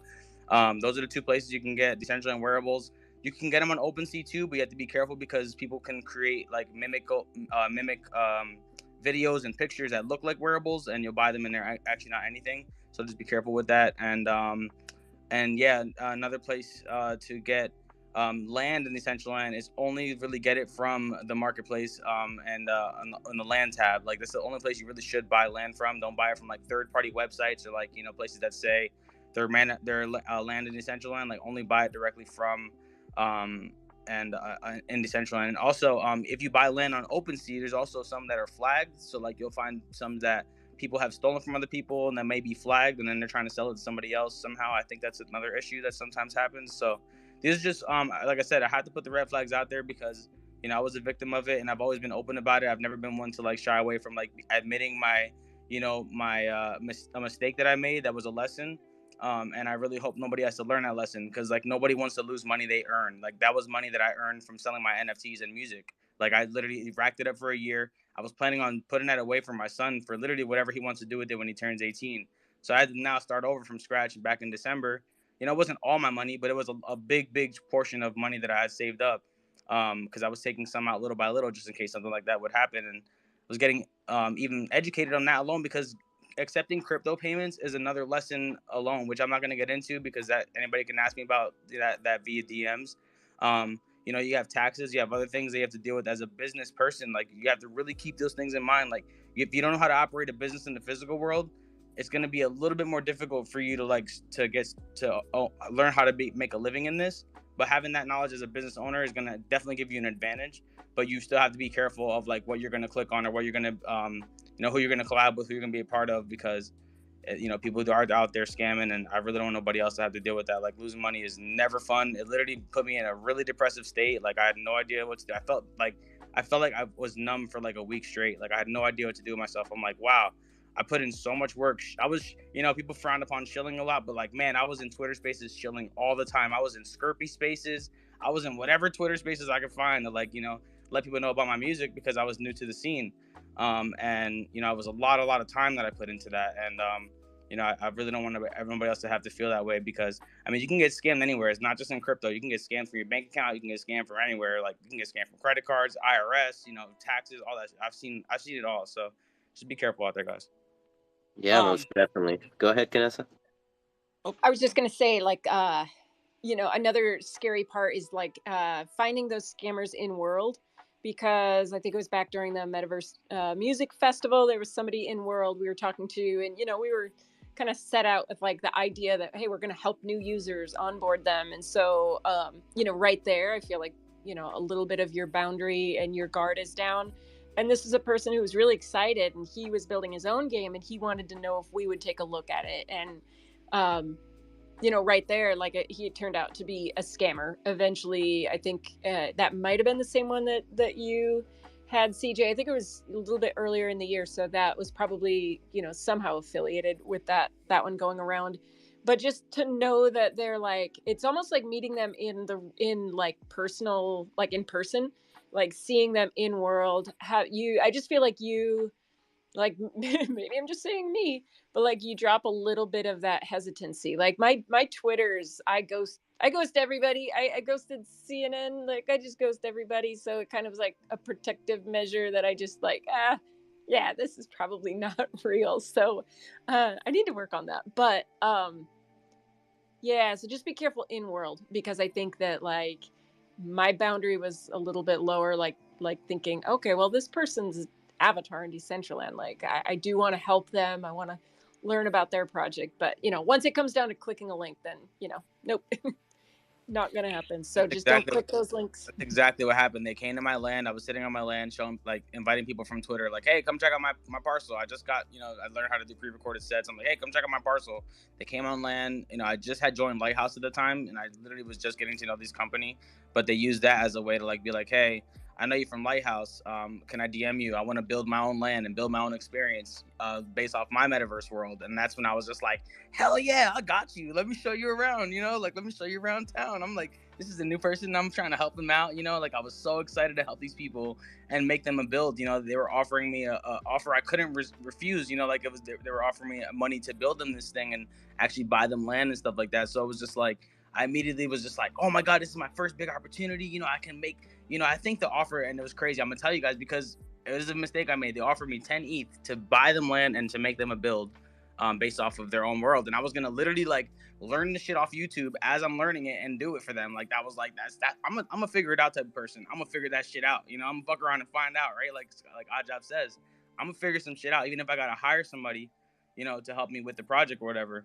And I immediately let my guard down, and I was just like, man, I was really excited. I was literally like almost jumping around my living room, like telling my family, like, yo, I'm gonna make this much money, you know, like this is that's life-changing money for someone like me. I'm not a person who has, you know, hundreds of millions of dollars or $100,000 to invest in this stuff. Like I'm building from the ground up. I started investing from Robinhood with a free stock, you know, like I literally started from a $3 free stock, and I was like, oh shit, I got free money. Let me learn how to trade this, and started from the ground up. So hope you guys can take something from that. And you know, even though like I have built from the ground up, it's not like I haven't been knocked down again or have been trying to be dragged down from other people in the community, because that does happen too. There is the dark side to the community that will try to drag down projects. There is people that are negative out there. Just be aware of that too, and just understand that like people function in the digital world just like they do in the physical world. Money comes a big part of a topic of people, and then it kind of like you'll see the true colors of people when money gets low or money gets scarce. Like you'll see the true colors come out of people. So just keep that in mind too. Like I want you guys to just operate with a little bit of a swivel on your head, because it's not all rainbows and butterflies. You got to really be you got to really operate yourself correctly in this space, because you know you can be successful, but you can also, you know, people will try to burn you down. Just wanted to put that out there too. And yeah, absolutely. Go ahead, Existence. I was gonna transfer it over to you. Oh, thank you. The name rang familiar, and because of you, CJ, and because of Swivel Meta, who they approached as well. So, and I encourage others, if you come across somebody that is a scammer, do what I did. I used to base some trustworthiness or whatever on if they had their Twitter is, you know, and if it's more than 5 years old, oh, they've been around. and how many followers they have, and it's particularly if I recognize the names of some of their followers that I follow too. But this person, their Twitter account is several years old. They got many followers. Like I said, they had some Decentraland folks, include like Tank Poco, Super Nina, Postradamus. I took the time. I messaged all of them and said, "Hey, I didn't say they are. I said they're believed to be a scammer.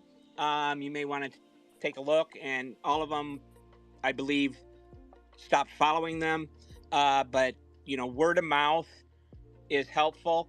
And something I got from Category 5 that actually literally blocked something for me that I almost made a mistake the other day.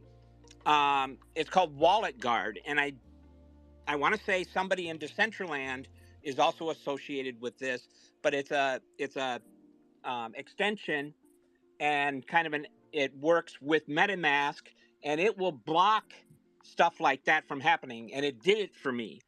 A Discord server I'm in got hacked, and whoever hacked it, they put out a message. Usually I don't click on these things, but I was awake and I saw a notification about it, and I'm like, oh, I should go check that out. And it would have got me had it not been for, it's called Wallet Guard, and it works with your MetaMask, and it reads a website before you connect, and it will warn you. And I think in this case, it wouldn't even let me overwrite it. So it really, really was a savior for me in that instance. So, yeah, just be aware and alert people if you can. I also learned about revoke or something. You like revoke access.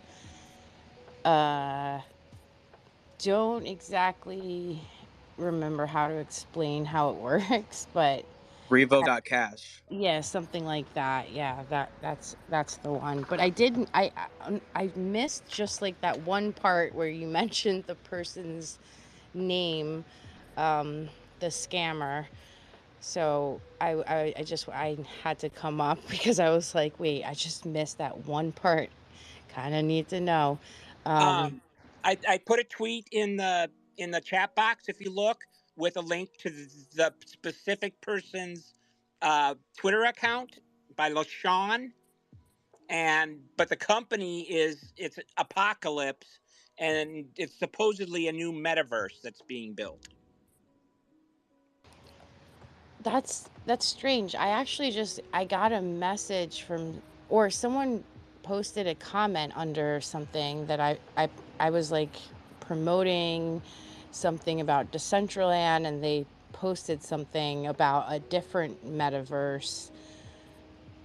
And I think that's what it was, now that I think about it. Right. Well, Do they have like a Twitter handle? They approached me or sent me a DM and asking me if I had owned Decentraland land too. So, Ha ha ha. I mean, really, like, that would be like coming along and asking someone, like, do you have like $50,000 in your bank account? Because once you say, yeah, I do. Oh, okay, you're the person I want to talk to. Like, those people, yeah, that I like ghosting them. I mean, really, if you want to know if somebody has land, like that right there is a red flag. And then a lot of these, Seed, even if you don't know the name of the account, a lot of them just use the same the same pattern. They're going to talk to you. They're going to reach out in a friendly way.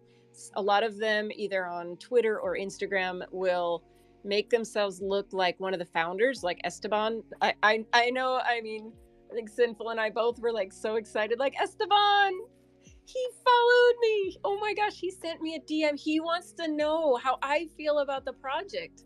Like, I was so He honored said when thank you Esteban for reached out. believing in him. Yes. Oh, so what does that do? That appeals to our Whoa. emotions.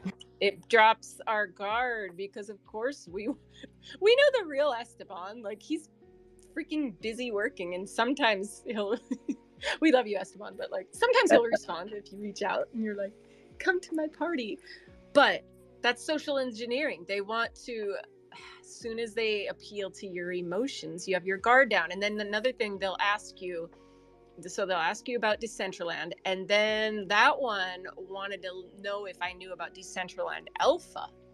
Like, if you can't get land in Decentraland, you have a chance to buy land in Decentraland Alpha. And of course, this is a while ago, I actually believed him. So I was like, cool, I haven't heard of it, but okay, I'm intrigued. And then, reach the next thing to do, if you guys aren't sure, reach out to somebody, reach out to multiple people, because what if we were lying to you? Like, I don't want to say reach out to somebody you trust, because really, who do you trust? But I reached out to Peanut Butter. I trust you. I trust you. I trust Sinful. I trust Well, Existence. I mean, I trust like pretty much everyone on the stage. For the most, well, Meta DJ, I don't know about you. You're a little moody. I'm joking. I love you so much. You always brighten my day. I would trust you, but not with my child. I'm joking.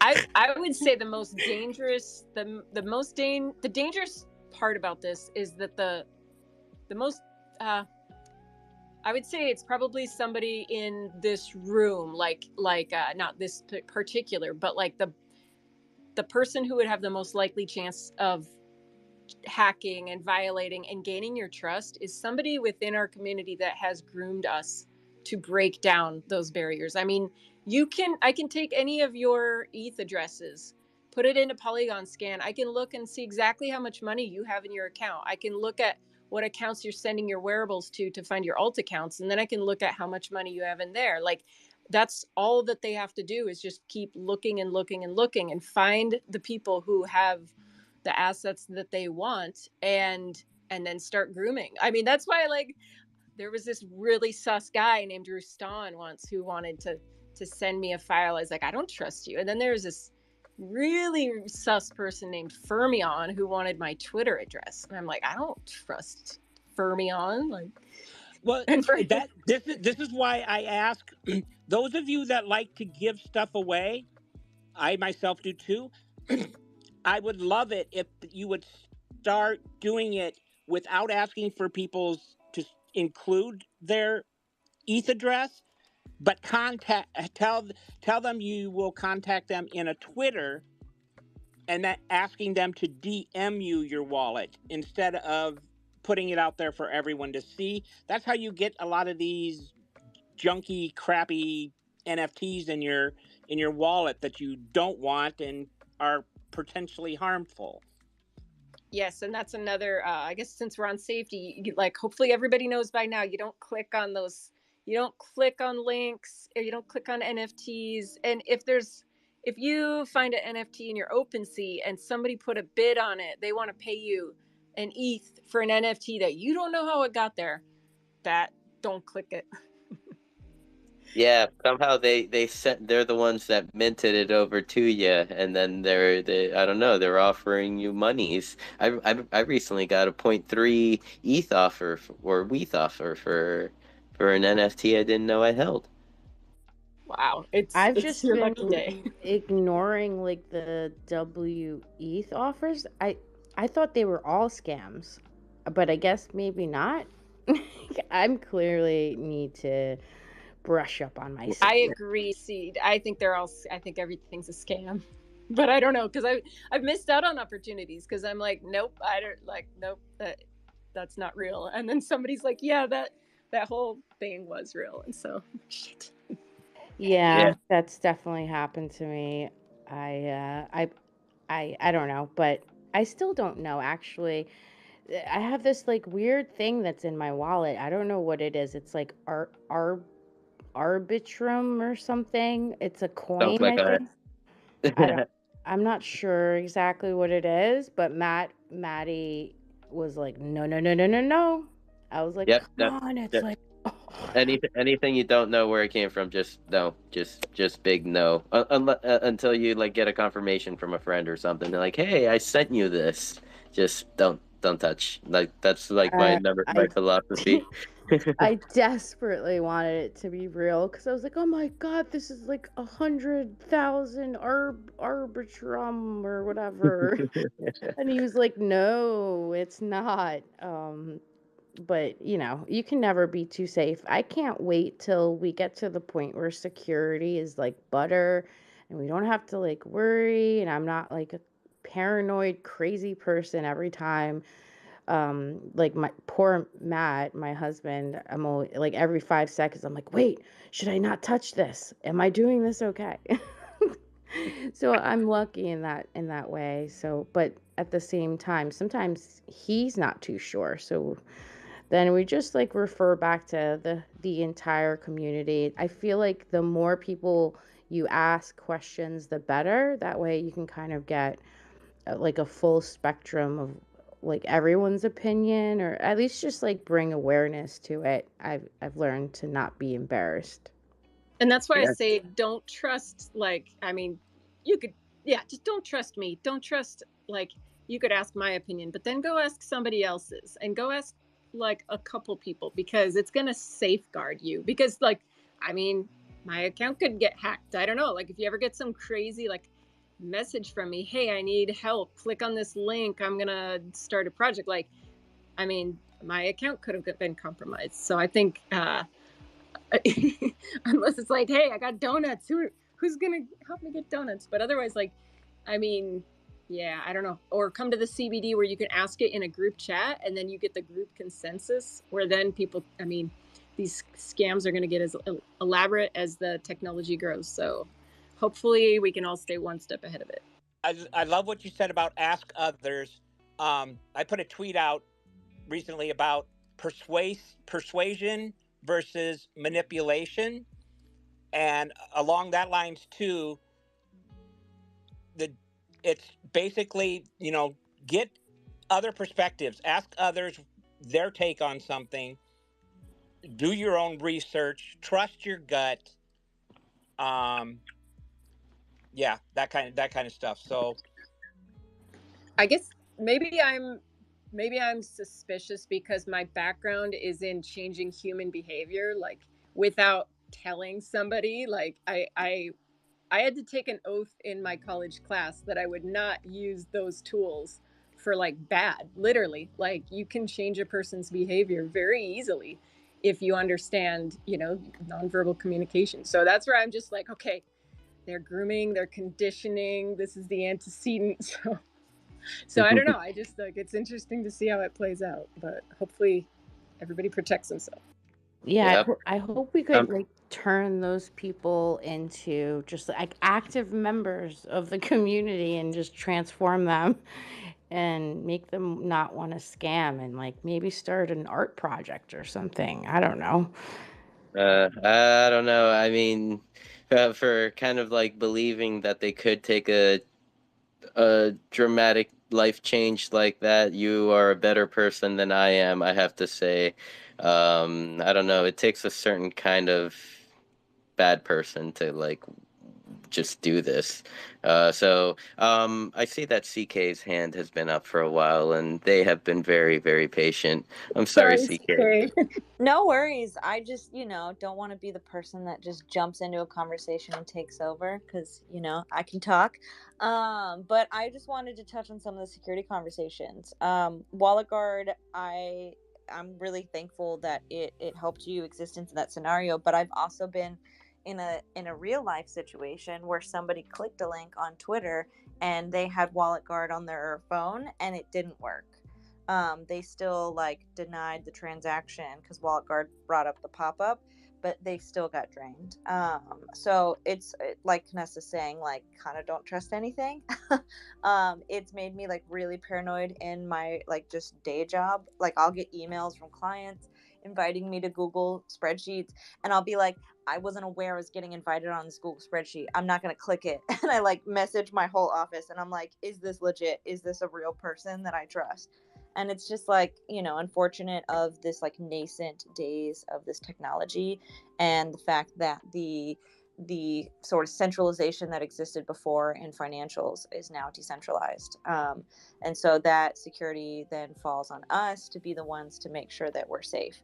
But I think it's just to say, like, communicate with everybody, educate yourself on what the latest trends are or what the latest security habits should be.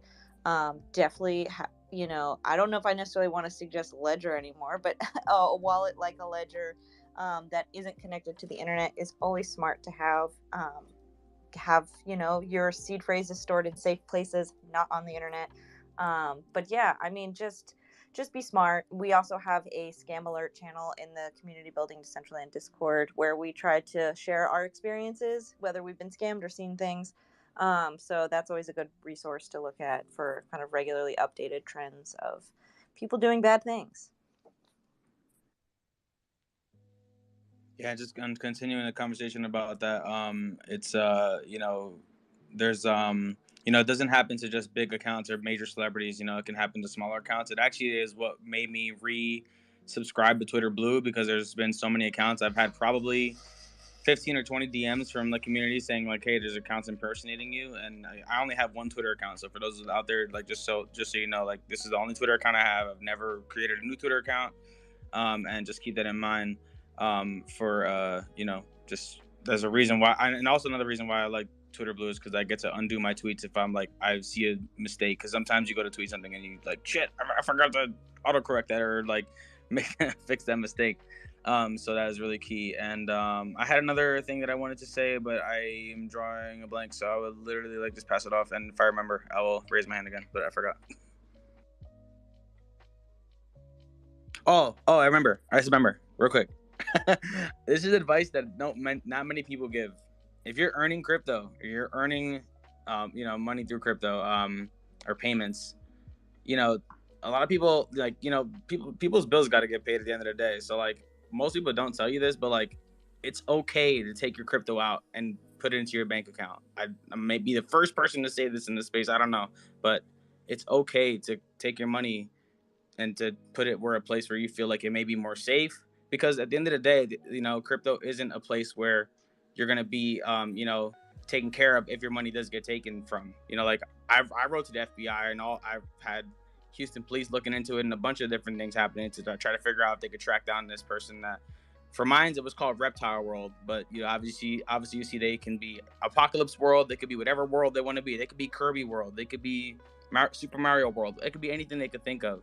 But there's fake accounts out there all the time, so that's why I think the verification thing is a little bit more of a instead of it being of a social status badge, it's more like this is exactly this is my identity. I'm letting you guys know this is actually me. So that's one thing that I kind of like about the verification system. I hate that we have to pay for it. Obviously, I wish we could just put our ID and be able to get verified somehow that way, at least just to verify identities and stuff like that. But just keep that in mind. It's okay to put stuff in a bank account and cash out and literally take profits. Don't be a person who just FOMOs into everything and YOLOs. I know that's some advice you'll get from some crazy Twitter spaces, but I'm still a little bit more conservative. I'm a dad at the end of the day. I can't just be out here just throwing money out the window. I got a kid to feed. I got a roof over my head. I got bills to pay. So, I wish I could have taken that money out that I got hacked, and it would have been a little better off, but it is what it is. I mean, I took the loss and took it for what it was, but I really don't want anybody else to have to deal with that, because even writing the report to the FBI it feels like it's almost an embarrassing thing to talk about. It's like, damn, I never thought I'd get hacked. I was walking around with my chest out, oh yeah, they're never going to get me, they're never going to touch my wallet. Everybody else is I'm watching people get hacked left and right. So I'm just telling you guys, it's not to scare you guys away, but it's just to let you guys know, be careful with your money and take your profits whenever you possibly can. And it's okay to cash out. And CJ, it's probably, it would be super easy to look at your profile, see your dinosaur head, and socially engineer how they're going to approach you. They're going to find a content that you like.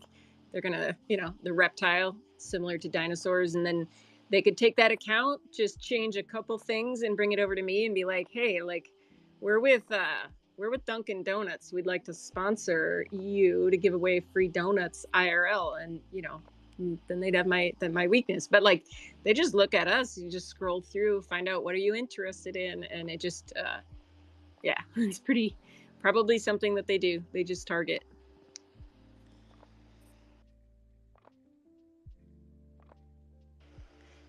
And I know it's not cool, like you said, C, but really, if we are trying to make the metaverse as real as we can, like the real world, bringing it here, like trying to make it as immersive as possible. Then we have to accept that all parts of our physical world, our real world, I'll call it, even though it's got blurred lines, all parts are going to come, the good parts and the bad. And so it's like, we can't stop that. We can only protect ourselves as much as possible from it.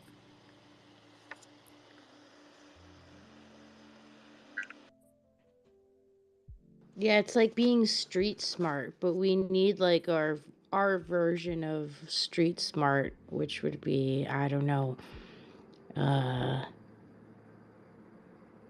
I guess there's still streets in Decentraland, so yeah, street smart. Well, and it's a genuine, it's going to be an absolute roadblock for mainstream adoption of Web3. Like, I don't know how many of you are shopping on Amazon and you like want to click that link to look at the product, but it's like scary to click that link. It's like literal link clicking PTSD when you go to the rest of the internet that is not, Web3 affiliated. And what's going to happen when, mainstream adoption happens and there's, instead of the population that we have today, coming into Web3 and possibly having wallets and getting hacked when it's just a regular occurrence. I mean, there are going to be so many people that get drained. And it's also like that is going to leave such a bad taste in the mouth of so many people. So like that right there is a hurdle that really we may not see widespread adoption until we can really prevent, like, your mom, your grandma, your brother, your cousin from getting hacked, because they're going to be like, oh, well, this person sent me this thing and they were from Microsoft, and so I clicked on it because they're from Microsoft. Like, it's going to happen. DCL Curations, you came up a while ago. Welcome. How are you today? Hello. I felt like I haven't been up here in forever. I couldn't miss this opportunity. And this is a really interesting topic. I was asked last week to deliver an in-world presentation in June about ZK proofs, which are zero knowledge proofs, which has been implemented in cryptocurrency through like Zcash, for example. But it's all about what you guys are talking about right now, where I think it's so funny, like smart contracts and the blockchain is supposed to be trustless, and like we like don't trust it. It's like, yeah, like it is trustless. Like all of this could be a scam when random people are reaching out. So like, unless I know this person, then I trust it. And that kind of goes against the entire like thought process of this trustless ecosystem and these smart contracts. But what like ZK proofs are zero knowledge proofs, which means that one party can prove that they know something without revealing any sort of information to the verifier that is requesting the information. So, for example, like with passwords, you would never actually type your password directly in. You would prove that you have access to that account, but you wouldn't be giving away any sort of information like about yourself or your password or your account. And it's just really interesting because, I mean, that concept, like cryptography has been around like forever. And the concept of ZK proofs like came out in like 89 or something like that. But it's just very difficult, I think, to implement. Like it's so complex on the back end, but it makes it so simple on the front end and like for new users. And I think that will lead to more adoption. Just because, like, I always say there's like simplicity and complexity and complexity and simplicity. And so if you look at an iPhone, like the UI and the experience is extremely simple, but that's only because it's extremely complex on the back end, right? And I think ZK proofs, depending on, how it's implemented, could potentially, be a game changer, because right now, I think somebody mentioned like on the blockchain, I think it was you, Canessa, like you send something to your wallet, they can see where you're sending your stuff. They can then target that specific wallet. And ZK proofs basically means that, nobody knows where that money's coming from, who you are, what account that was linked to. All they know is that, yes, you did have those funds, and yes, you can make this transaction happen. So it's basically adding the privacy layer to what we currently think of as the blockchain.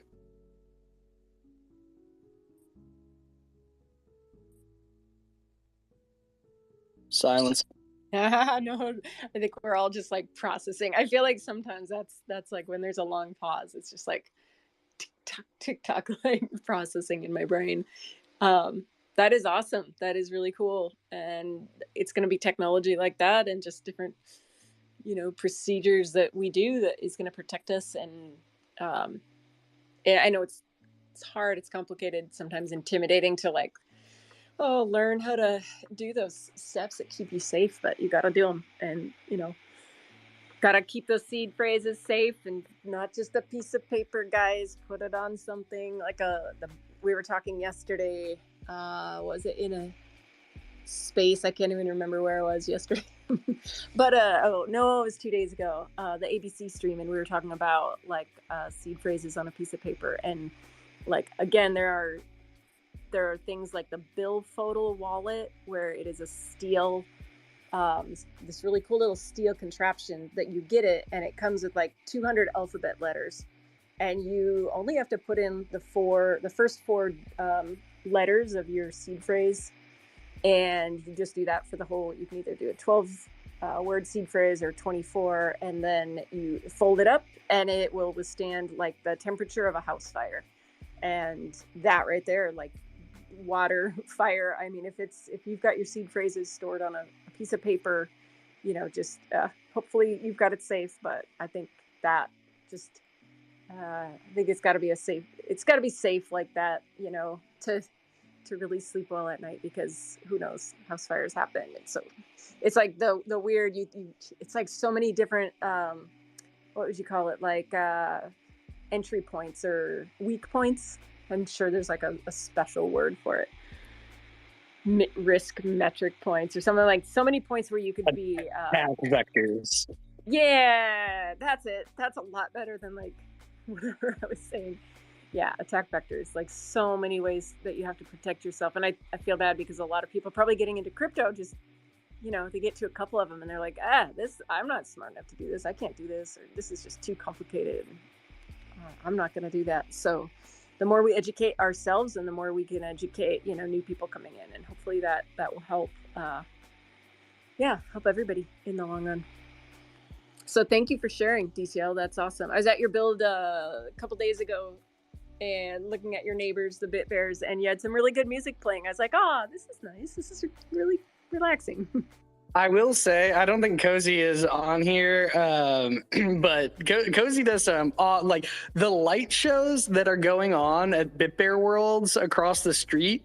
He has it set up to where he can manually like manage the light show as he's doing the performance. And I've told him so many times, like he's he doesn't want to be on camera and stuff like that. And I was like, dude, we need to get you just like one of those bear heads for a stream, because like there's so much going on back there that you're actually doing live. Like you should totally be on stream doing this stuff. Like it's absolutely nuts. I'm gonna have to see if I can get some of those lights in the library.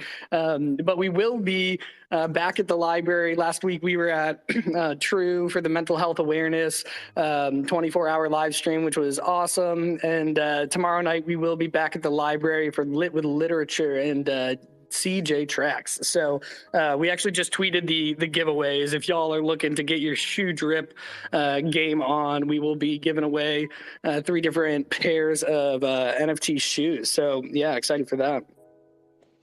Dude, Bit Bears and Cozy are definitely going to drive property values up around your area. Oh yeah, and they're just one of Yeah. a couple that are currently being built.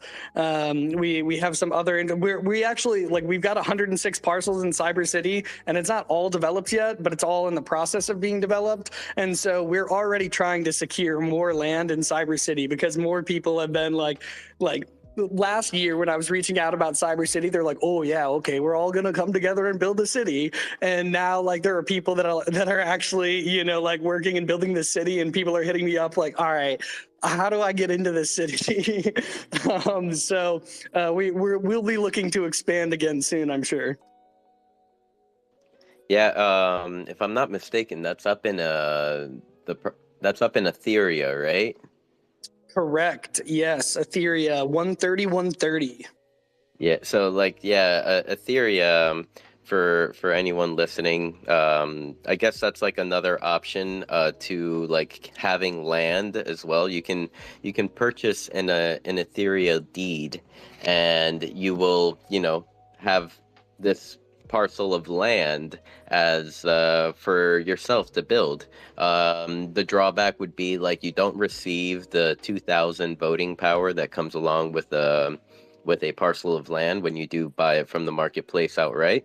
But one benefit to kind of the whole Etheria concept or ecosystem is that, like, let's say you had gotten your wallet drained and they took your Etheria deed.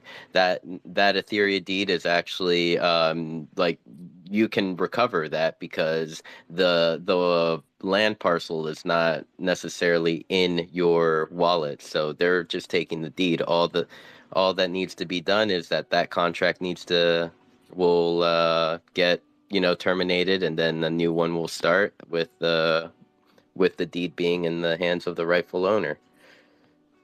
That's actually interesting. I've never thought about that second part. I do know that they are in the process of releasing a deed version 2, which should be released later this summer.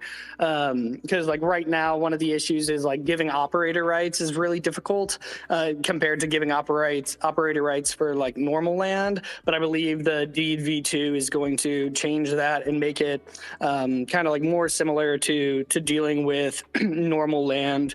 And they've got some other updates that they're working on in Etheria. I believe they're getting rid of, or I don't know if it's getting rid of or just kind of like restructuring districts because there's so much land there, and just like the rest of Decentraland, so undeveloped. So it's kind of cool just to like go to a city. When you guys were talking about the Meta Residence Tower, I really need to get a residency there. Apparently, in the 92nd floor is the place to be. So I'll look to see if there are any openings. But it is so cool to be able to walk from one experience to the other. And a lot of people have been like, "Oh, well, people don't do that in Decentraland. They teleport everywhere." And I'm like, that's because there is no place in Decentraland to walk from one experience to the other unless there is like a huge metaverse fashion week or a huge metaverse music festival going on where there are literally stages next to each other. So it's not that people in Decentraland don't do that stuff or don't want to be able to experience activities like that. It's that just up until now there have not been places to do that. Yeah, totally. I mean, definitely, like, whenever there is an event at True Band Room and then followed up by an event at Casa Rustan, I like to take the walk personally over to the second event, wherever it may be. So yeah, I do like to walk, burn some Decentraland calories, and to like kind of like you had mentioned you didn't know that could be done. I don't think it's like anything official like with Etheria that they say that they can get your parcel back. I just know they can because it had happened to Serena Ellis. She got her wallet drained, unfortunately. I don't know if she got in contact with Carl or someone else from the team, but they managed to do that for her and get her land back. That's pretty awesome. And then to the point about the 2,000 mana, I mean, Ethereum deeds are cheaper, so you'll save enough money to go buy yourself 2,000 mana of voting power, and then you'll still save money. So, if you're looking for the VP, it's a good pickup. But yeah, if anybody's interested in joining Cyber City, feel free to check it out and hit me up, because we're working with a large landowner who, they've only developed a portion of that land, and, we'll go and ask for like operator rights for a big chunk, like 30 parcels or something at a time. Like assuming we've already got it pre-filled and we already have plans for it to be built out. So we have a couple of requests already in, but if a bunch more requests come in, maybe we can go for a larger ask and just continue expanding that city. Totally. And yeah, thank you for coming in today. And, it's been a while since you've come up to speak. So yeah, we've missed you. Glad you're here. Glad you're back. I missed you guys too. I'm gonna go back to being quiet now, but I'm looking forward to this weekend. And thank you guys, as always, for this amazing space. Oh yeah, and before you go back in quiet mode, just dude, big like freaking awesome content, making that like $1,000 Decentraland PC. I couldn't believe it when I like noticed that you like stuck a freaking 3060 into it. I was like, okay, the budget the budget allows it. The 3060 was like $1,000 last year, and now I got that for $349. And I see PB is on the call. PB actually shipped me a 1080. So I've been traveling the past couple of days, but I think maybe this weekend I'll swap out the GPU, and I might need to get an i3 processor just to see. I think it would be fine with an i5, but we're gonna see how that runs as well. I just think I honestly just kind of wanted to build a PC, and I was like, all right, I'll try to make a video out of this. And it was way harder to film than I anticipated, but I'm glad you liked it. Yeah, dude. And I mean, 1080s are freaking warriors. Like, I have a 1080 in my other PC, and that thing is still running strong, streams whatever I want. Like, I have a million tabs open, and like, 500,000 of those tabs are usually Decentraland, so you know how heavy it is. And it's a warrior. And I bet you PB sent you one that's in better condition than mine, probably. CJ, I see your hand is up. I love PC talk. I'm sitting here rubbing my hands together like an evil villain in the mad science lab. No, before I talk about that, I really just want to talk about DCL Curations project. I really think it's something that if you guys are newer users out there and you want to get to really know Decentraland without having to go to Discord, without having to go to Twitter, without having to go on Instagram and like learn a different thing from there. If you want to get direct live tutorials from in world, you literally go to this. If you already know how to get into world, it really helps. But if you can get to the curation station, the coordinates are 131, 131. If you walk through the library book with the golden door, you'll literally be teleported into a giant virtual library that has information on not only how to play Decentraland, but how to get into the play to earn side of things, or like learn how to learn from the ground up of like really how to get into play to earn systems, or learn about the party scene, or learn about how to use Blender, or how to create wearables. Like all those things are directly in land, which is really key, because I feel like, let's say the VR thing comes out sooner than later than we expect. Like you'd be able to go into this virtual library with your headset on and literally take a bunch of lessons without having to leave to a bunch of different tabs or websites or whatever, trying to take your headset off, put it back on, take your headset off, put it back. Eventually you'll be able to if VR is still in development, I guess they're kind of restarted back up to finish it and fix it. But I always think about those things that it could be a possibility in the next 4 or 5 years. I've seen it evolve a lot over a year and a half. But if you guys need any information on Decentraland stuff, all things Decentraland, I really feel like going to the virtual library should be your first stop before you go into the rest of the world. If you want to have more of an insight on things that most people won't be able to teach you, because we only have so much time in a day to really sit and break down everything for everybody. But I feel like everybody should send people to the virtual library whenever they get a chance. Like if it's a new user, be like, hey, come with me to the library. Let me show you guys what you can learn. And if they learn how to just get into the library, that first tutorial that exactly explains what the library actually even is. And then once they get that first lesson done of like, you know, showing like, let's say you pick, I want to learn how to play Vroomway, the racing game. There's a racing game in Decentraland that was created off of one of the grant proposals that was passed multiple times. So you could learn how to like play these games that people are getting grants for, that they're creating, that are creating ways for you guys to make an income. Like there's those possibilities are there too. So don't think that that's not there too. You can earn yourself digital items, and you can sell these digital items, and then you could take the money you earn from that sell or that profit or whatever you want to call it, and you can take that and, you know, decide to cash out in the future, like if it's something that you're interested in doing. So just wanted to put that out there. You know, there is other opportunities to make money in the metaverse, not just by performing, because there is, you know, there is paid performances. This is something that we do. We, you know, charge an hourly rate for. And not everybody does that, you know, and I don't always do that. You know, I still do volunteer shows all the time. It's something that I really like, feel like is something that keeps my hunger going. It's not something I'm like gonna charge every single person that comes in. It's like I collab with the right people. I collab with people that, you know, I can relate to and that I love. And those collaborations have become paid opportunities in the future. So like I said, I just wanted to just reiterate all those things, and definitely go check out the Curation Station, the virtual library, because it is such a really well done library. It feels like you're inside of like a Harry Potter Hogwarts library, and you're walking around and you're repairing books and you're earning wearables, and then you can make money from the wearables, or you can keep those wearables, collect them for the long run. And let's say you think that the Cyber City is going to be the next hottest city in Decentraland. You know, like you can, if you have that knowledge of those things, and you experience the culture yourself, it'll give you more ideas of like what are some things that you want to, you know, become a part of. And Cyber City, I mean, I've saw it grow from, you know, I met Curations out in the Southern America. I don't want to say where he's from, but you know, we met one time while I was doing connecting flights.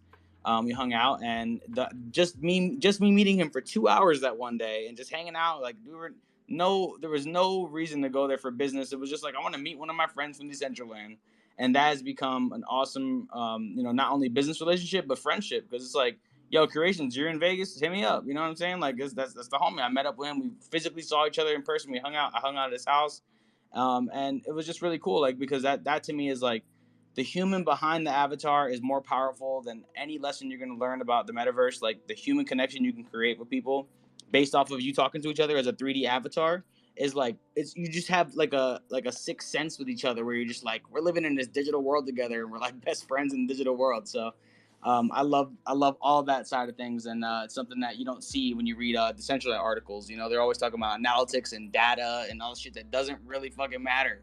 Like, are we having fun? Are we building communities? Are we doing shit that's new and different and pioneering and the first people to do it? I think most people have to focus more on that and just realize that we're a lot further ahead of the game than a lot of people. And I mean, these companies are going to need us. So line yourselves up and get yourselves ready, man. Like we said earlier, present yourself as a professional, present yourself as a boss. Like, there's nothing wrong with that. I can't say it enough. Represent yourself how you want to be represented. Be confident about it. Be strong about it. I'm a professional metaverse DJ. I don't know about y'all, but I know for sure, like, I'm a professional at this point. I've done hundreds and thousands of hours, and I want everybody to feel the same about what they've been doing. Even if you've only been doing it for a couple of hours, or you have a couple of days or a couple of weeks, it doesn't matter when you start in this. You're still like, we're the 1% of the 1%, man. Like, we're such a small piece of the world right now. And I think if you really look at games like Roblox, Fortnite, that started off small, you know, obviously they have a lot bigger catalysts behind them with these big major billion-dollar companies that are funding, you know, their games and stuff like that. We're doing this all of ourselves with each other, and I think it's so cool. And I think that the more people realize how much you can actually make here, and you know, there's restrictions, but there also is ways to get around restrictions, and there's way to break rules, and there's way to like push limitations and like see what you can create. And yeah, that's just a summary of all that. And I just want to say, definitely learn from the virtual library. It's a super educational spot for new users and existing users, because a lot of shit I learned there, I'm like, damn, I didn't know you can do that at Vroomway. Oh, I didn't know you can do that at Decentral Games, especially Decentral Games. There's like fucking 100 million moving pieces to ice poker now. I'm like, shit, I got to learn all this. So that's a place you can go where you can learn how to do that. And, you know, people make a living doing that. So just keep that in mind. Thank you, CJ, for sharing. And I'm just gonna kind of start winding down the room here a little bit. I'm sorry to do it to you guys this week, but I have a little bit of work I need to get done. And so So yeah, and also I need to eat. Very important, very important. And we've been going for almost 4 hours. We need we need a little something like that could just go into our bloodstream, like a IV, so it could just like beep when our blood sugar gets to a certain point. Because I think that's usually when it's time to go, when we feel like we're gonna, maybe pass out or something. It like either tell us to go eat, or if it could just feed us, that would be good too. But yeah, we are planning a birthday party this weekend for CBD for the Discord, and so we want you guys to come join us. And so we're probably gonna go work on that, and yeah, get our birthday balloons blown up and stuff like that. Yep. So just shout out to everyone here. Thank you so much for coming. To all the speakers that are up here, thank you so much for contributing your time, your knowledge. It's a recorded space. There have been many people that don't usually come into this space that have been here listening. Really appreciate their time as well. If you're ever wondering about Decentraland or have any questions, just feel free to message any one of us up here in the speaker panel. I'm sure we'll all help you. To tell you the truth, we'll probably just bombard you with information. So yeah, what was it? 6 p.m. Eastern, Mr. Swee at True Band Room. Don't forget, party. What is oh yeah, Wag Me Wednesday at Dollhouse, 9 p.m. Eastern. It's always good time at Dollhouse. So yeah, everyone, take care. And don't forget to eat like I have. So I'm gonna get to that one.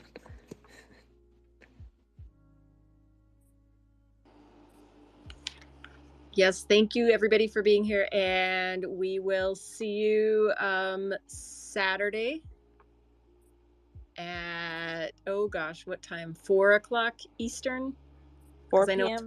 to 10 p.m. Eastern, which is 8 p.m. UTC.